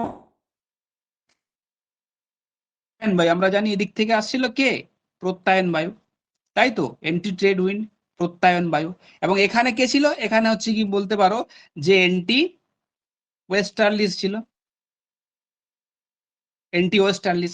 এই দুটো বায়ু এসে এখানে আবার কলাইড করলো, ধাক্কা খেলো, এখানে এসে ধাক্কা খেলো, ধাক্কা খাওয়ার ফলে কি হবে, ধাক্কা খাওয়ার ফলে আবার নিচের দিকে বায়ুটা আস্তে আস্তে নামতে থাকবে, এ তো কোনো দিকে যেতে পারবে না, এ ওকে ঠেলা মারবে, ওকে ঠেলা মারবে, তার ফলে কি হবে, বায়ুটা নিচের দিকে আস্তে আস্তে আস্তে আস্তে সাবসাইড করবে। মনে রাখবে, এখানে যে এখানে যে হাই প্রেসার বেল্ট আছে, সেটা কি কর্কটি এবং মকরী উচ্চচাপ বলে আমরা পড়েছি। তার প্রধান কারণ হচ্ছে গিয়ে, সৃষ্টির প্রধান কারণ হচ্ছে গিয়ে এখানে বায়ু সাবসাইড হওয়া। কেন বায়ু সাবসাইড হচ্ছে, তার প্রধান কারণ হচ্ছে গিয়ে এখানে এন্টি ওয়েস্টার্লিস এবং প্রত্যায়ন বায়ু দুটো ধাক্কা খাচ্ছে, ধাক্কা খাওয়ার ফলে কিছু বায়ুটা নিচের দিকে নামছে। যেখানে নিচের দিকে বায়ু নামবে, যেখানে বায়ু নিচের দিকে নামবে, সেখানে হাই প্রেসার থাকবে। সুতরাং কোথায় হাই প্রেসার আছে, এখানে হাই প্রেসার আছে, এখানে হাই প্রেসার আছে, এগুলোতে কি, এখানে বায়ু সব সময় নিচের দিকে অলওয়েজ কিন্তু সাবসাইড করছে, নিচের দিকে নেমে আসছে। সুতরাং এটা একটা কারণ গেল। এই যে তোমার যে এটা সৃষ্টি হয়েছে, এখানে তোমার হচ্ছে কি তোমার যে উচ্চচাপ বলয়টা সৃষ্টি হয়েছে। এখন এখানে আমি কোশ্চেন বলেছিলাম যে এই যে সেলটা তৈরির পিছনে, এখানে যে হেডলি সেলটা তৈরির পিছনে তার প্রধান কারণ হচ্ছে কি, যে ফেরেল সেলটা বা হেডলি ফেরেল সেল দুটোই বলে, এটা সৃষ্টির প্রধান কারণ হচ্ছে কি, এখানে যে বায়ুটা উপর দিকে উঠলো, এটা মন দিয়ে শুনবে, এখানে যে বায়ুটা উপরের দিকে উঠলো, সেই বায়ুটা আপার ট্রোপোস্ফিয়ার বা ট্রোপোস্ফিয়ার এসে কি এইদিকে প্রবাহিত হচ্ছে। ঠিক আছে, এখন কেন প্রবাহিত হচ্ছে, কেন প্রবাহিত হচ্ছে, এই কনসেপ্টটা বোঝার আগে তোমাদের একটু বলেই দিই। ঠিক আছে, এটা ডিউ টু থার্মাল গ্রেডিয়েন্টের জন্য হচ্ছে, বা হাই প্রেসার এবং লো প্রেসারের জন্য হচ্ছে। ঠিক আছে, যারা আগের দিন ক্লাসটা দেখেন তাদের একটু অসুবিধা হবে যে কেন বায়ুটা যাচ্ছে। এখন আমি যদি এখানে ছবি করি, আমি যদি এটাকে এয়ার কলাম হিসেবে নিই, ঠিক আছে, এটা হচ্ছে নিরক্ষীয় অঞ্চল আর এটা হচ্ছে 30 ডিগ্রি, এটা আমি দেখাচ্ছি। এদিকে আছে তোমার ফেরাল সেলটা যেটা কমপ্লিট হয়েছে সেটা। এখানে কি হয়েছে, এখানে বায়ু উপর দিকে উঠে গেছে এবং এটা এদিকে প্রবাহিত হয়েছে। এখন এটাকে আমরা এয়ার কলাম হিসেবে ধরলাম, একটা এয়ার কলাম, ঠিক আছে, এয়ার কলাম হিসেবে ধরলাম। এবং এখানে কি হচ্ছে, এবং এখানে একটা তোমার এয়ার কলাম আছে, দুটো এয়ার কলাম আমরা ধরলাম, দুটো এয়ার কলাম, একটা সাম পার্সেল অফ এয়ারটাকে আমরা এয়ার কলাম বলি। এখন হচ্ছে কি এখানে বায়ুর কি হয়েছে, ঊর্ধ্বমুখী সঞ্চালন হচ্ছে। ঊর্ধ্বমুখী সঞ্চালনের ফলে কি হচ্ছে, ঊর্ধ্বমুখী সঞ্চালনের ফলে এখানে বায়ুর যোগান হচ্ছে উপরে আপার ট্রোপোস্ফিয়ারে, কি হচ্ছে, আপার ট্রোপোস্ফিয়ারে বায়ুর যোগান হচ্ছে। তার মানে হচ্ছে কি আপার ট্রোপোস্ফিয়ারে এখানে বায়ুর আস্তে আস্তে যোগান হচ্ছে এবং এখানে হাই প্রেসার একটা বেল্ট সৃষ্টি করছে। তুলনামূলকভাবে যদি তুমি কর্কটি বা মকরীয়র দিকে যাবে বা পোলের দিকে যাও, এই প্রসেসটা কিন্তু তুমি দেখতে পাবে না।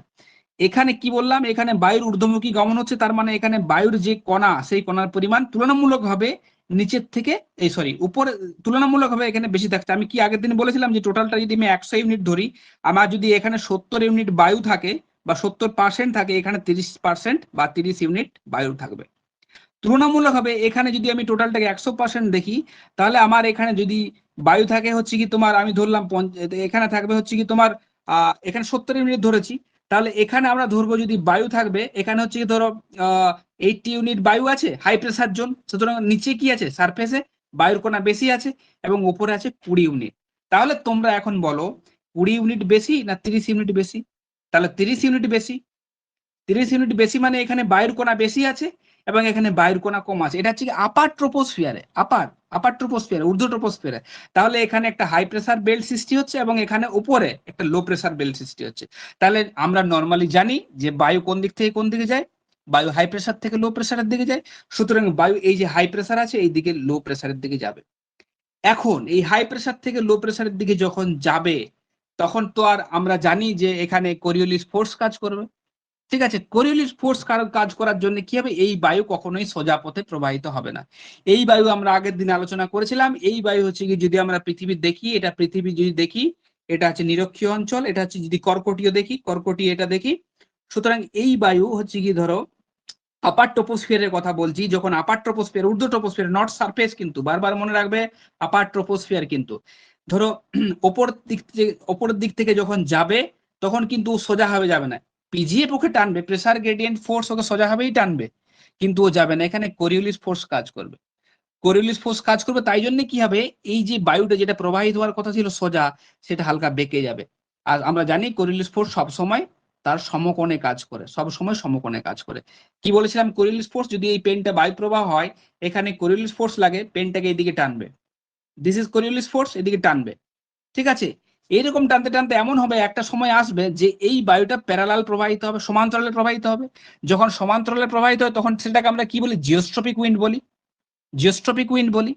ঠিক কি হবে, ঠিক এখানে যে বায়ুটা উপরে উঠেছিল, এই বায়ুটা ঠিক আস্তে আস্তে আস্তে আস্তে কত 25 থেকে 35-এর মধ্যে এসে, 25 থেকে 35-এর মধ্যে এসে বায়ুটা অক্ষরেখার প্যারালালি হয়ে যাবে।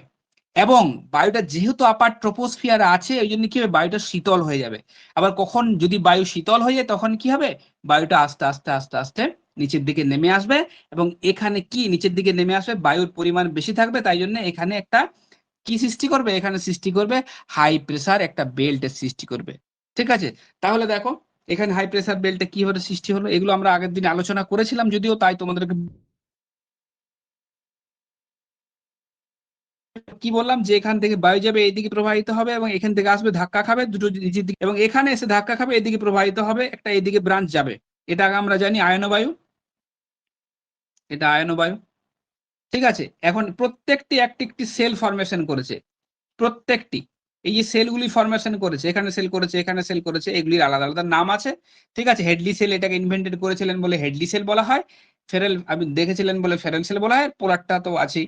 এখন এখন এই দুটো হচ্ছে থার্মাল ডাইরেক্ট সেল। আমরা দেখলাম যে বায়ুর ঊর্ধ্বমুখী গমন যেহেতু ইনসুলেশনের সাথে জড়িয়ে আছে, এই জন্য হেডলি সেল এবং মেরু সেলকে বলা হয় থার্মাল ডাইরেক্ট সেল। আর এটা যেহেতু ডাইনামিক্যালি হচ্ছে, এই যে ফেরেল সেলটা ডাইনামিক্যালি হচ্ছে, এখানে কি হচ্ছে, এখানে ধাক্কা খাচ্ছে উপরে উঠছে, এখানে ধাক্কা খাচ্ছে নিচে নামছে, এই যে সেলটা, এই সেলটা কিন্তু ফর্ম হচ্ছে। এই যে ত্রিকক্ষীয় মডেলটা, এটাকে সর্বপ্রথম 1951 সালে পলম্যান অ্যাড করেছিলেন, মানে এইভাবে দেখিয়েছিলেন, কি পলম্যান। মনে রাখবে, এটা আগেবারের এসে পলম্যান, 1951 সালে পলম্যান। এবারে এটা 1735 সালে হেডলি। আচ্ছা, আরেকটা জিনিস, সেলটা এটার নাম ছিল কি, unicellular model on a rotating earth. এই যে হেডলি সেলটা কি, unicellular model on rotating earth. এটা পরবর্তী ক্ষেত্রে কি হয়েছে, 1951 সালে এগুলোকে সব একসাথে দেখিয়েছেন। এখন এখানে কি কি কোশ্চেন আসতে পারে তোমাদের বলে দিই। এখানে কোশ্চেন আসতে পারে যে বায়ু কোথায় নেমে, যে হেডলি সেলে সবসময় মনে রাখবে যে এখানে 25 থেকে 35-এ নেমে আসে। এখানে ফেরেলে কি হবে, ফেরেলে হচ্ছে কি তোমার 60 ডিগ্রিতে এসে উপর দিকে উঠে যায়, 60 ডিগ্রিতে এসে উপর দিকে উঠে যাচ্ছে। আর পোল তো তোমরা জানো, পোলে হচ্ছে কি যেটা 90 ডিগ্রি সেখানে নিচের দিকে কিন্তু নেমে আসে। ঠিক আছে, এটা গেল ট্রাইসেলুলার মডেল। এখন এগুলোর বায়ুগুলো মনে রাখবে কত থেকে কত প্রবাহিত হচ্ছে। 90 থেকে 60-এ প্রবাহিত হয় পশ্চিম বায়ু, 60 থেকে 30-এ মেরু বায়ু বা ইস্টার্লিস, 60 থেকে 30-এ 30 থেকে 60-এর দিকে প্রবাহিত হয় পশ্চিমা বায়ু। আর 5 থেকে হচ্ছে কি বা ইকুয়েটর থেকে বা 5 বলবে 5 থেকে 30 ডিগ্রি পর্যন্ত প্রবাহিত হয় আয়ন বায়ু। পরীক্ষাতে এগুলো কিন্তু অনেক সময় দিয়ে দেয় তোমাদেরকে, কোশ্চেন কিন্তু পাজেলড হয়ে যাবে। ঠিক আছে।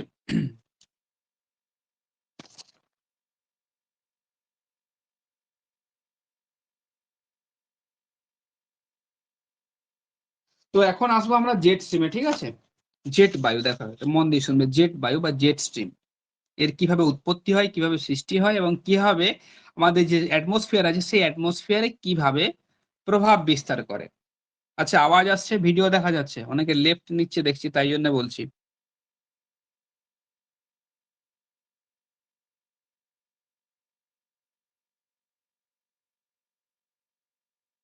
জেট বায়ু ফোকাসিং হয়নি।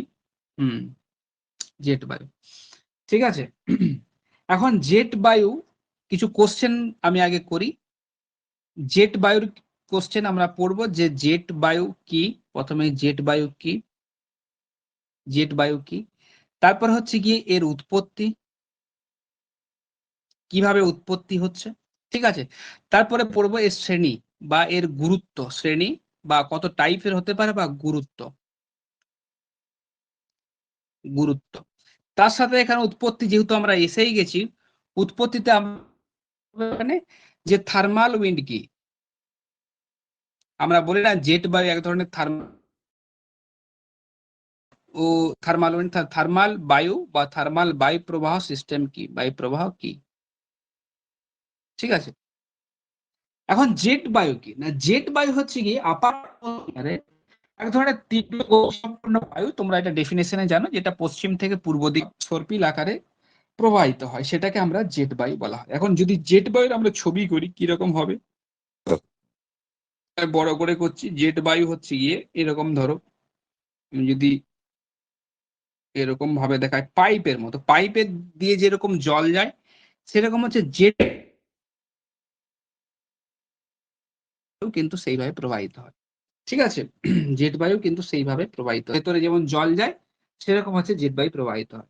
এখন এই জেট বায়ু, জেট বায়ু তার মানে দেখো একটা 3 ডাইমেনশনাল একটা স্ট্রাকচার, যেখানে কি আছে তার একটা থিকনেস আছে, থিকনেস আছে এবং একটা লেন্থ আছে, এই যে লেন্থ আছে, একটা দৈর্ঘ্য আছে এবং একটা প্রস্থ আছে। প্রস্থ আর থিকনেস কিন্তু এক জিনিস নয়। থিকনেস মানে হচ্ছে কি কতটা বায়ু প্রবাহিত হচ্ছে, কতটা বায়ু একসাথে প্রবাহিত হচ্ছে, আর প্রস্থ মানে হচ্ছে কতটা স্থান জুড়ে প্রবাহিত হচ্ছে এবং কত কিলোমিটার দূরে প্রবাহিত হচ্ছে। এখন জেট বায়ুর প্রথম বৈশিষ্ট্য আমরা বলতে পারি যে হচ্ছে কি এটি আপার ট্রপোস্ফিয়ার, এটা লেখা তোমাদের দরকার। এর বিস্তৃতি কি না, বিস্তৃতি লিখবে, এক্সটেনশন লিখবে, এর এক্সটেনশন হচ্ছে গিয়ে, এক্সটেনশন লিখবে হচ্ছে কি 20 ডিগ্রি ল্যাট থেকে, 20 ডিগ্রি ল্যাট বোথ হেমিস্ফিয়ার, কিন্তু 20 ডিগ্রি ল্যাট থেকে এটা চলে যাবে তোমার হচ্ছে গিয়ে প্রায় 70 থেকে 80 ডিগ্রি ল্যাট। ঠিক আছে, টোটালটা আমি বলছি, এটা হচ্ছে এক্সটেনশন। এখন এটা প্রথম এক্সটেনশন গেল, যে অক্ষাংশীয় বিস্তার কত গেল। এখন মনে রাখবে জেট বায়ুর এই যে দৈর্ঘ্যটা, এই দৈর্ঘ্য কিন্তু তোমার হচ্ছে কয়েক হাজার কিলোমিটার হতে পারে, মানে প্রায় ধরো এর দৈর্ঘ্য প্রায় ধরো এটা 1000 কিলোমিটার, মিনিমাম তো হবে 1000 কিলোমিটার। ঠিক আছে, এটা একটা বৈশিষ্ট্য গেল। 2 নম্বর হচ্ছে গিয়ে এর একটা থিকনেস আছে। থিকনেস মানে কি বললাম, কতটা বায়ু একসাথে প্রবাহিত হচ্ছে। এই যে থিকনেসটা দেখছো, এই যে থিকনেসটা, এই যে থিকনেসটা, এই যে এখান থেকে এই যে থিকনেসটা, এটা এটার থিকনেস থাকে প্রায় হচ্ছে গিয়ে তোমার 2 থেকে 4 কিমি, 2 থেকে 4 কিমি হচ্ছে গিয়ে এর থিকনেস। এবং এর প্রস্থ কত হবে না, এর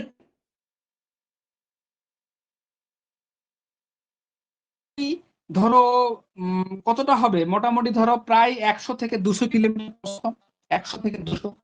এই হবে গিয়ে 100 থেকে ইনফরমেশন তোমাদেরকে দিতে, তারপর আমি আসি জেড বায়ু। ঠিক আছে, 100 থেকে 200 কিলোমিটার প্রস্থ, 100 থেকে 200 কিলোমিটার হচ্ছে এর প্রস্থ। ঠিক আছে, কত হতে পারে না, গতিবেগটা ডিফার করে বিভিন্ন সময়, বিভিন্ন গতিবেগ হতে পারে, এটার গতিবেগ হতে পারে মোটামুটি 150 থেকে 400 কিলোমিটার, 400 কিলোমিটার। ঠিক আছে, এবং মাঝখানে যেহেতু পাইপের মতো বললাম জল যায়, মাঝখানে যে বায়ুটা যাবে, মাঝখানে যেটা থাকবে বায়ুটা, তার গতিবেগ সব থেকে বেশি থাকবে এই দুই সাইডের তুলনায়। এখন শীতকালে এর গতিবেগ বৃদ্ধি পায়, তোমরা পড়েছো যে শীতকালে জেট বায়ুর গতিবেগ বৃদ্ধি পায়, গ্রীষ্মকালে এবং জেট বায়ুর গতিবেগ হ্রাস পায়। আর জেট বায়ু যদি আঁকাবাঁকা প্রবাহিত হয়, জেট বায়ু যদি আঁকাবাঁকা প্রবাহিত হয়, তখন সেটাকে বলছি রসবি ওয়েভ। মনে রাখবে জেট বায়ু কিন্তু রসবি ওয়েভ না, জেট বায়ু থেকে রসবি ওয়েভের সৃষ্টি হয়। ঠিক আছে, এখন দুই একটা ইনফরমেশন আরো দিই যে জেট বায়ু কে আবিষ্কার করেছিলেন, এগুলো তোমরা পড়ে নেবে। যে যখন হচ্ছে গিয়ে ওয়াসাবুরো ওয়েসি জাপানি একজন ছিলেন, উনি প্রথম কিন্তু উপলব্ধি করেছিলেন 1920 সালে এই জেট বায়ু সম্বন্ধে। ঠিক আছে, তারও আগে যখন হচ্ছে গিয়ে তোমার বোমারু বিমানগুলো আমেরিকার বোমারু বিমান যখন জাপানে তোমার বোমা বিস্ফোরণ করতে যাচ্ছিল, তখন হচ্ছে গিয়ে তোমার এই সেকেন্ড ওয়ার্ল্ড ওয়ারের সময় হচ্ছে গিয়ে উপলব্ধি করেছিলেন না, আইডেন্টিফাই করেছিলেন। বা স্যার আমি যাচ্ছি না, এগুলো দেখে নেবে, নোটসে আছে বা আমি পরে প্রোভাইড করে দেবো এগুলো। ঠিক আছে, বায়ুর গতি কোন দিকে যাবে, পশ্চিম থেকে পূর্ব দিকে। ঠিক আছে, এখন আসবো যে জেট বায়ু, এই যে জেট বায়ু কিভাবে তৈরি হচ্ছে। আমি বললাম যে জেট বায়ু এক ধরনের জিওস্ট্রপিক বায়ু, তাই তো, জিওস্ট্রপিক বায়ু, এবং জেট বায়ু এক ধরনের থার্মাল। এখন এই জিনিস দুটো তোমাদেরকে বুঝতে হবে যে থার্মাল উইন্ড কি, আর তাহলে কিন্তু পুরো কনসেপ্টটা ক্লিয়ার হবে। আর জিওস্ট্রপিক বায়ু কি, জিওস্ট্রপিক বায়ু কিন্তু আমি আগের দিনে ক্লাসে খুব ভালো মতন ভাবে আলোচনা করেছিলাম, আমি তাও আজকে হালকা করেও বলে দিচ্ছি, তোমরা যারা করোনি ক্লাসটা তারা একবার দেখে নেবে, ওখানে সব পিজিএফ, জিওস্ট্রপিক উইন্ড, গ্রেডিয়েন্ট উইন্ড, এগুলো ইন ডিটেল আলোচনা করা আছে। আশা করি তোমাদের কোনো অসুবিধা হবে না, তাও আমি বলে দিচ্ছি।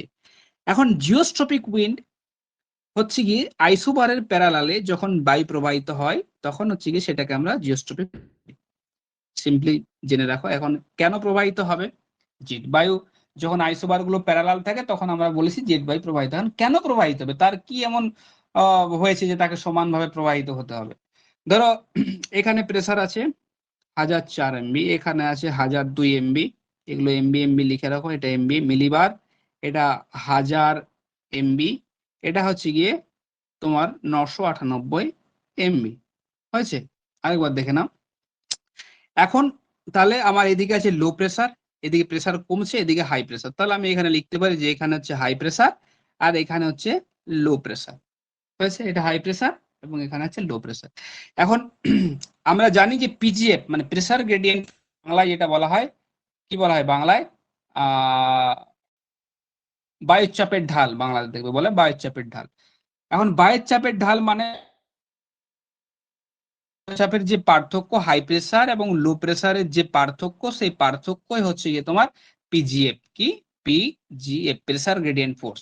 এই ফোর্সের জন্যই বায়ু প্রবাহ হয়, এই ফোর্সের জন্যই বায়ু সৃষ্টি হয়, এবং এই ফোর্সের পার্থক্য যত বেশি হবে, ডিফারেন্স যত বেশি হবে, তত পিজিএফ স্ট্রং হবে। ঠিক আছে, এখন পিজিএফ মানে এখানে লো প্রেসার আছে, তাহলে বায়ু কোন দিকে প্রবাহিত হবে, বায়ু সবসময় অলওয়েজ হাই প্রেসার থেকে লো প্রেসারের দিকে যাবে। এখন বায়ুর অভিমুখ কোন দিকে হওয়া দরকার, এদিকে হওয়া দরকার, তাই তো এদিকে বায়ু প্রবাহিত হওয়ার কথা, হাই প্রেসার থেকে লো প্রেসারের দিকে আমরা সবাই জানি যে প্রবাহিত হয়। আর এখানে একটা জিনিস মাথায় রাখবে যে পিজিএফ, এগুলো হচ্ছে আইসোবার যেখানে চাপ সমান আইসোবার, এই আইসোবারের সমকোণে পিজিএফ ফোর্স কাজ করে, এই যে সমকোণে কাজ করে, মানে এইদিকে টানবে, কিন্তু আইসোবার গুলো আছে কেমন, এইভাবে আছে। সুতরাং আইসোবারের সমান্তরালে হচ্ছে গিয়ে তোমার, বা সমান্তরালে নয়, সমকোণে পিজিএফ ফোর্স কাজ করে। এখন আমাদের ঘূর্ণন, যে পৃথিবীর যে ঘূর্ণন তোমার আবর্তন গতি আছে, সেই আবর্তন গতির জন্য কি একটি নতুন শক্তির সৃষ্টি হয়, সেটাকে বলা হয় কোরিওলিস ফোর্স। কোরিওলিস ফোর্স কি করে, আমি একটু আগে বললাম কোরিওলিস ফোর্স হচ্ছে গিয়ে তাকে টানবে। কেন টানে সেটা আমি আগের দিন আলোচনা, ও আর ডিটেলসে যাচ্ছি না, তোমরা আগের ক্লাসে অ্যাটেন্ড করে নেবে। এক্ষেত্রে কি হবে, এক্ষেত্রে এখানের বায়ুটা যখন মুভ করবে কোন দিকে, ও সবসময় লো প্রেসারের দিকে যাওয়ার চেষ্টা করবে। যখনই এখান থেকে এদিকে আস্তে আস্তে মুভ করার চেষ্টা করবে তখনই কি হবে, এ তো আর সোজা যাবে না, একে এর ডান দিকে হালকা এভাবে বাঁকিয়ে দেবে, বাঁকিয়ে দেবে, বাঁকিয়ে দেবে। এবং যত ও লো প্রেসারের দিকে, এই জোনটা টোটালটি লো প্রেসার, এখানে লো প্রেসার, এখানে লো প্রেসার, এটা আইসোবার 998 মিলিবার আছে, পেরিয়ে আবার এখানে আসলো, এখানে আসলে কি হবে, এখানে আসলেও ও টানবে এবং কোরিওলিস ফোর্স আরো বেশি হবে, কারণ আমরা জানি যে যত আমরা যাব তত কোরিওলিস ফোর্স বাড়তে থাকবে। আমরা এটা দেখাচ্ছি ইকুয়েটর থেকে পোলের দিকে, ঠিক আছে। এই জন্য কি হবে, এখানে যেই আসবে বা অন্য ল্যাটিটিউডে চলে আসবে তখনই কি হবে, যত বাড়বে তখন এটা বাড়লে ও কোরিওলিস ফোর্স আমরা কি জানি যে কোরিওলিস ফোর্স অলওয়েজ বায়ু প্রবাহের 90 ডিগ্রিতে কাজ করে। একটা সময় আসবে যখন এই যে তোমার কোরিওলিস ফোর্স, কি বলছি, কোরিওলিস ফোর্স আর পিজিএফ দুটো একই হয়ে যাবে, প্রেসার গ্রেডিয়েন্ট ফোর্স একই হয়ে যাবে। একই হয়ে গেলে কি হবে, একই হয়ে গেলে কি হবে, ধরো এইখানে এটাকে বায়ুটাকে এইভাবে বাঁকিয়ে দিয়েছে, এইখানটাতে এসে বায়ুটাকে আরো বাঁকিয়ে দিল, তাহলে এই দিকে লাগছে পিজিএফ, এদিকে লাগছে পিজিএফ, আর এইদিকে কি লাগছে, এইদিকে লাগছে কোরিওলিস ফোর্স। তার মানে দুটো হলো বিপরীত দিকে, দুটো বিপরীত দিকে হলো। এই অবস্থায় আমি আর ডিটেলসে যাচ্ছি না, এই অবস্থায় মনে রাখবে, এই অবস্থায় বায়ু কিন্তু সোজা প্রবাহিত হয়। তাহলে বায়ু এমনি এমনি সোজা প্রবাহিত হয় না, বায়ুর সাথে পিজিএফ এবং কোরিওলিস ফোর্স দুটো একসাথে থাকলে তখনই কিন্তু বায়ু প্রবাহিত হয়, ঠিক আছে। তাহলে দেখো এটা গেল জিওস্ট্রপিক উইন্ড, আমরা পরে আসছি আরো আলোচনায় আসছি যে কেন এটা হচ্ছে। তাহলে এটা গেল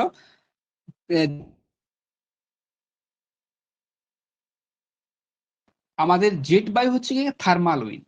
এখন থার্মাল উইন্ড বুঝতে গেলে আরেকটা ছবি তো হবে যে থার্মাল উইন্ড জিনিসটা কি, এটা থাক, এটা নিয়ে আমরা পরে আলোচনা করবো। আবার থার্মাল উইন্ড জিনিসটা কি, থার্মাল উইন্ড জিনিস দেখাতে গেলে আগে তোমাদেরকে একটু সারফেস, আমাদের সারফেসটা বুঝতে হবে, ভূপৃষ্ঠের সারফেস।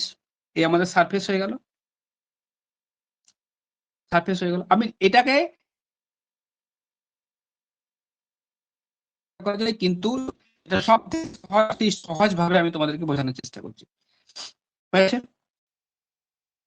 এটা এটা হচ্ছে 0 ডিগ্রি, ধরো এটা 0 ডিগ্রি, এদিকে আছে 5 ডিগ্রি, এদিকে আছে 5 ডিগ্রি, এই জিনিসগুলো করবে। এখানে আছে 30 ডিগ্রি, এখানে আছে 35 ডিগ্রি, ঠিক আছে। আবার এখানে আছে গিয়ে 60 ডিগ্রি, এখানে আছে 65 ডিগ্রি, 65 ডিগ্রি, আর এখানে আছে পোল বা 90 ডিগ্রি, ঠিক আছে, পোল 90 ডিগ্রি। এখন নিরক্ষীয় অঞ্চলে কি হয়, তোমরা সবাই জানো নিরক্ষীয় অঞ্চলের বায়ু ঊর্ধ্বমুখী হয়। তাহলে আমি, এটা হচ্ছে গিয়ে এই দিকটা সাউদার্ন হেমিস্ফিয়ার, এদিকটা নর্দার্ন হেমিস্ফিয়ার, তাহলে আমি দুটো এয়ার কলাম নিই তোমাদেরকে বোঝানোর জন্য, দুটো এয়ার কলাম নিচ্ছি। এখানে এখানে একটা এয়ার কলাম নিলাম, আর এই দিকটাতে একটা এয়ার কলাম নিলাম, দুটো এয়ার কলাম নিলাম। তার মানে হচ্ছে কি বায়ু এখানে কি হচ্ছে, এখানে বায়ু হচ্ছে কি ঊর্ধ্বমুখী। এখন এটা 5 ডিগ্রিতে এটা হচ্ছে কি, এখন ছবিটা আমি কমপ্লিট করি আগে।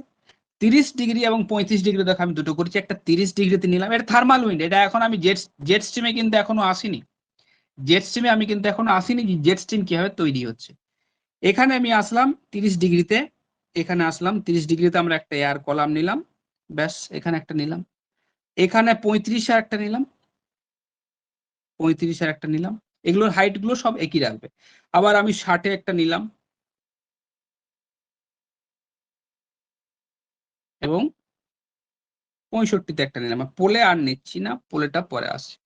এখন এই তিনটে সেট আমরা নিলাম, তিনটে সেটে আমরা এয়ার কলাম নিলাম।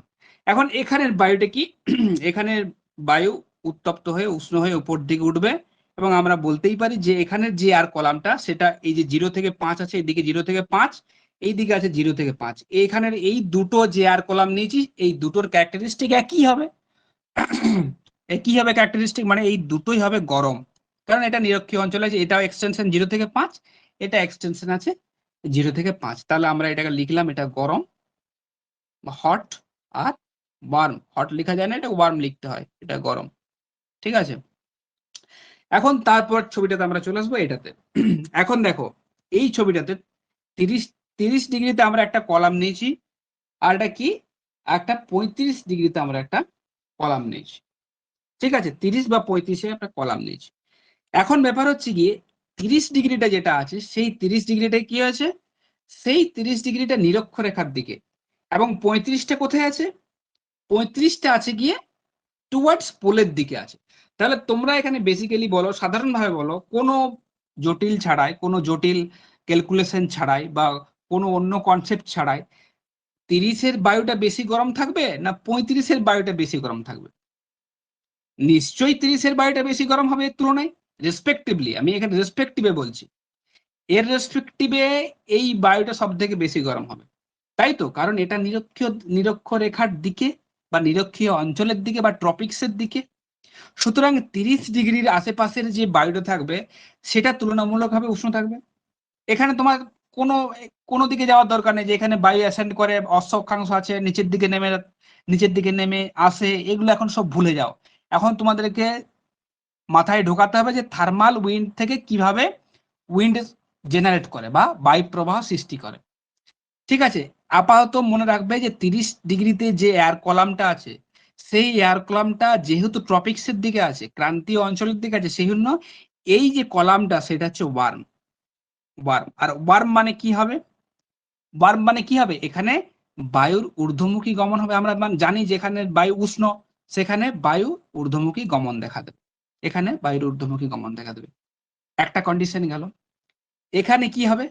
35-এ কি আছে, আরো খানিকটা তুমি দূরে গেলে, তার মানে কি তুমি ক্রান্তীয় অঞ্চল থেকে বা নিরক্ষরেখার থেকে দূরে গেলে, তার মানে এই কলামটার থেকে এই কলামটার থেকে এই কলামটা তুলনামূলক ভাবে শীতল হবে বা ঠান্ডা হবে।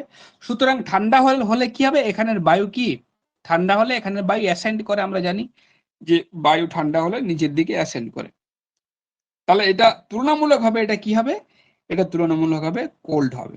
তাহলে এখানের কনসেপ্টটা বোঝার চেষ্টা করো, এখানে ওয়ার্ম হচ্ছে, এখানে কোল্ড হচ্ছে। ঠিক আছে, এখানে যে ওয়ার্ম হচ্ছে তার মানে বায়ুর উপরের দিকে বায়ুর কোণার যোগান বেশি হচ্ছে। সেই আগের কনসেপ্ট কি হচ্ছে, এখান থেকে বায়ুর ঊর্ধ্বমুখী গমন হচ্ছে, এখানে বায়ু জমা হচ্ছে, তার মানে কি এখানে হাই প্রেসার সৃষ্টি হবে। এবং এখানে তুলনামূলকভাবে এই অঞ্চলের যে এয়ার কলামটা আছে সেই এয়ার কলামটাতে কি হচ্ছে, বায়ু নিচের দিকে সাবসাইড করছে, নিচের দিকে নেমে আসছে। সাবসাইড করলে কি হবে, এখানের যে তোমার যে জায়গাটা সেটা ভ্যাকুয়াম হবে, শূন্যস্থানে পরিণত হবে। এবং এখানে যেহেতু নিচের দিকে নেমে আসবে এবং এখানে নিচে হাই প্রেসার সৃষ্টি করবে এবং উপরে লো প্রেসার সৃষ্টি করবে। তাহলে দেখো ব্যাপার এখানেই তো মজাটা এখানেই, হাই প্রেসার এবং লো প্রেসারের খেলা, পুরোটাই হাই প্রেসার আর লো প্রেসারের খেলা। তাহলে কি হলো দেখো 30-35-এই কি হয়ে গেল, আমার এখানে একটা হাই প্রেসার সৃষ্টি হয়ে গেল এবং এখানে একটা লো প্রেসার সৃষ্টি হয়ে গেল। হয়েছে? এখন বায়ু কোন দিক থেকে তাহলে কোন দিকে যাবে, বায়ু হাই প্রেসার থেকে অলওয়েজ হচ্ছে কি তোমার লো প্রেসারের দিকে যাবে। হয়েছে? এই যে হাই প্রেসার থেকে লো প্রেসার, হাই প্রেসারটা কে সৃষ্টি করলো, এখানে যে বায়ুটা যেটা গরম হয়ে উপর দিকে উঠছে তার ফলে সৃষ্টি হলো হচ্ছে কি তোমার যে হাই প্রেসার জোন, সেই হাই প্রেসার জোনের সৃষ্টি হলো। এবং এখান থেকে কি লো প্রেসারটা কিভাবে সৃষ্টি হলো, যে সাবসাইড করলো, এখানটা খালি হয়ে গেল, খালি হয়ে যাওয়া মানে লো প্রেসার। সুতরাং এগুলো সব আপার ট্রপোস্ফিয়ার, এগুলো নিচে নয়, কিন্তু বারবার বলছি এগুলো নিচে হচ্ছে না, এগুলো সব আপার ট্রপোস্ফিয়ারে হচ্ছে এই ইনসিডেন্ট গুলো, ঘটনাগুলো। সুতরাং এখানে বায়ু নিচের দিকে নেমে আসছে, সুতরাং এখানে লো প্রেসার সৃষ্টি করছে। তাহলে বায়ু এখান থেকে এটা যাবে, এই যে বায়ুটা যেটা যাচ্ছে সেটা হচ্ছে গিয়ে তোমার থার্মাল উইন্ড। এটাকে আমরা বলি কি, এটাকে আমরা বলি থার্মাল উইন্ড, থার্মাল বায়ু প্রবাহ। তাহলে আমরা জেট বায়ুর ইয়েতে কি পড়েছিলাম, ক্যারেক্টারিস্টিকে, যে জেট বায়ু একটি থার্মাল উইন্ড। ঠিক আছে, আবার দেখো 60 এবং 65-তে কি হবে, 60 এবং 65-তে কি হবে দেখো, এই যে এই অঞ্চলটা অপেক্ষাকৃত, এই অঞ্চলটার থেকে যেহেতু তোমার নিরক্ষরেখার দিকে, সুতরাং অঞ্চলের যে এয়ার কলামটা আছে সেটা ওয়ার্ম হবে। ওয়ার্ম হলে কি হবে, এখানে বায়ুর ঊর্ধ্বমুখী গমন হবে, ঊর্ধ্বমুখী গমন হলে কি হবে, উপরে বা আপার ট্রপোস্ফিয়ারে বায়ুর কোণার যোগান বেশি থাকবে। বায়ুর যোগান যেখানে বেশি থাকবে সেখানে কি হবে, সেখানে হাই প্রেসার হবে। তুলনামূলকভাবে 65 মানে তোমার পোলের দিকের বায়ুটা কি অপেক্ষাকৃত এটার থেকে শীতল হবে, এটার থেকে ঠান্ডা হবে। সুতরাং এটার থেকে ঠান্ডা যেই হবে, এটা কি হবে, এই কলামটা কোল্ড হবে। কোল্ড হলে কি হয়, কোল্ড হলে আমরা জানি যে বায়ু এখানে নিচের দিকে নেমে আসে, সাবসাইড করে, নিচের দিকে নেমে আসে। সাবসাইড করলে কি হবে, এখানে উপরে একটা ভ্যাকুয়াম শূন্যস্থান পূরণ হবে এবং এখানে লো প্রেসার ক্রিয়েট করবে। সুতরাং এখানে হাই প্রেসার, এখন লো প্রেসার। এগুলো কেন হচ্ছে, এগুলো ডিউ টু এই যে তাদের মধ্যে উষ্ণতার যে পার্থক্য, আমরা জানি না, আমরা বলি যে জেট স্ট্রিম সৃষ্টির জন্য প্রধান দায়ী হচ্ছে বায়ুপুঞ্জের উষ্ণতার যে পার্থক্য, তার জন্য জেট বায়ু প্রবাহিত হয়। কিন্তু আমরা কখনো কি এরকম করে পড়েছি, কখনো কি এরকম করে ভেবেছি যে এটা কেন হচ্ছে, থার্মাল উইন্ড জিনিসটা কি এবং জেট স্ট্রিমটা ফর্ম করছে কিভাবে? সুতরাং এখানে দেখো হাই প্রেসার সৃষ্টি হলো, যাবে আপার ট্রোপোস্ফিয়ার, হাই প্রেসার থেকে লো প্রেসারে এই বায়ুটা যে সেটা হবে কি তোমার থার্মাল, কি সেটা হবে থার্মাল উইন্ড। থার্মাল উইন্ড বা থার্মাল বায়ু, আমি ইংরেজি বাংলা মিক্স করে লিখছি, থার্মাল উইন্ড। এই পর্যন্ত ক্লিয়ার হয়েছে? এই পর্যন্ত বুঝতে পেরেছো যে থার্মাল উইন্ড জিনিসটা কি? এইটা যদি বুঝে গেছো, আর যদি জিওস্ট্রপিক উইন্ড বুঝতে পেরেছো, তাহলে জেট বায়ু তোমার একবারে পর্যন্ত ক্লিয়ার। যদি ক্লিয়ার হয়েছে তাহলে আরেকবার বলো, কেউ লিখে জানাও যে ক্লিয়ার হয়েছে, বা যদি কারো অসুবিধা থাকে আরেকবার আমি বলবো।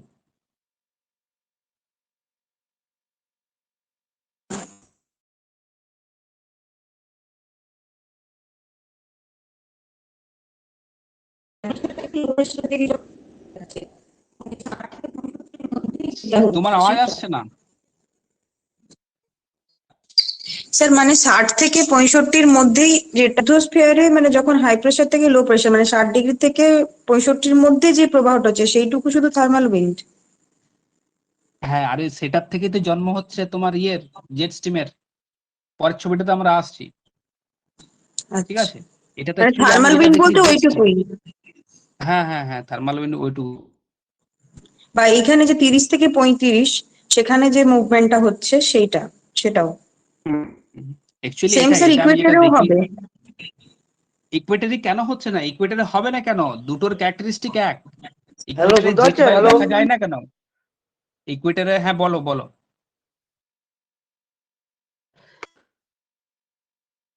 তোমার কথা আসছে না, তুমি নেটওয়ার্কে এসে বলো। হ্যাঁ, ইকুয়েডরের কাছে ওখানে কি ওই দুটোরই আছে, মানে ওয়ার্ম বায়ুর জন্য ওখানে ওর হচ্ছে না কিছু, তাই তো? হ্যাঁ বলছি, ইকুয়েটারে কি হচ্ছে, ইকুয়েটারে দুটোর ক্যারেক্টারিস্টিক এক। 0 থেকে 5-এর মধ্যে কি আমি কলামটা নিয়েছি, দুটোর ক্যারেক্টারিস্টিক, যদি এও 5 ডিগ্রি থাকছে, এও 5 ডিগ্রি, এও 6 ডিগ্রি, এও 6 ডিগ্রি, আমি অ্যাজ ফর এক্সাম্পল বলছি, এর থেকে বেশি, এরও 30 ডিগ্রি, এরও 30 ডিগ্রি, ঠিক আছে? যেহেতু থার্মাল কন্ট্রাকশন বা তাপের পার্থক্য সৃষ্টি হচ্ছে না, সেই জন্য এখানে জেট বায়ু তৈরি হচ্ছে না, বা থার্মাল উইন্ড এখান থেকে জেনারেট হচ্ছে না, ঠিক আছে?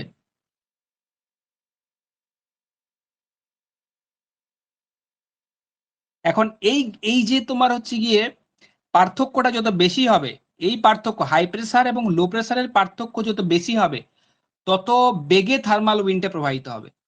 কেন? মেরুজেটটা এত পোলার ফ্রন্ট যে জেটটা আছে, এটা অ্যাকচুয়ালি আমি ছবিটা এঁকেছি জেটেরই, এখানে একটা জেট হবে, এখানে একটা জেট হবে। এখন ছবিটা যদি আমি ভালো করে করি, দেখো ভালো করে, মানে আমি যদি জেট বায়ুর যদি ছবিটা দেখাই, তার আগে আমি ছবিটা দেখাই দিই, দিই আর কি তোমাদেরকে, তাহলে বুঝতে পারবে। সারফেসে দেখাচ্ছি, আমি 3 ডাইমেনশনাল করছি না, তাহলে আরো বুঝতে সুবিধা হবে। আমি দুটো যে জেট বায়ু, দুটো প্রধান জেট বায়ু, একটা সাবট্রপিক্যাল, একটা হচ্ছে পোলার ফ্রন্ট, ঠিক আছে? এখন এটা 0, এটা 90, আমি আগে 3টে সেল করি, তাহলে বুঝতে পারবে। এটা 30 ছিল, এটা 30 ছিল, আর এখানে ছিল হচ্ছে কি 60। এখানে কি হয়েছিল না, এখান থেকে বায়ু হচ্ছে আসছিল, এই উপর দিকে উঠছিল, এখানে কি হচ্ছিল, এখানে এসে আবার হচ্ছে কি তোমার নিচের দিকে নামছিল, ঠিক আছে? এখান থেকে বায়ু যাচ্ছিল এদিকে, এসে এদিক থেকে বায়ু আসছিল, এসে আবার উপরে উঠছিল এইভাবে, এবং এদিকে আসছিল, আর আর হচ্ছে কি তোমার এদিকে আসছিল, এখানে এসে সাবসাইড করছিল 90-তে। তাহলে দেখো 3টে সেল আমরা তৈরি করেছি, এটা 30, ওই যে আমি ছবিতে একটু আগে দেখালাম 30 থেকে 35। তাহলে জেট কোথায় তৈরি হয়? জেট এখানে একটা তৈরি হয়, এখানে একটা হয়, আর এইখানে একটা হয়, এখানে একটা। এখানের যে জেটটা, সেটা সব থেকে বেশি শক্তিশালী, বড় করে দেখাচ্ছি। আর এখানে একটা তুলনামূলকভাবে কম শক্তিশালী। কেন শক্তিশালীটা বেশি? এটাকে বলা হয় সাবট্রপিক্যাল বা উপক্রান্তীয় জেট, এটাকে বলা হয় পোলার ফ্রন্ট বা মেরু সীমান্ত জেট।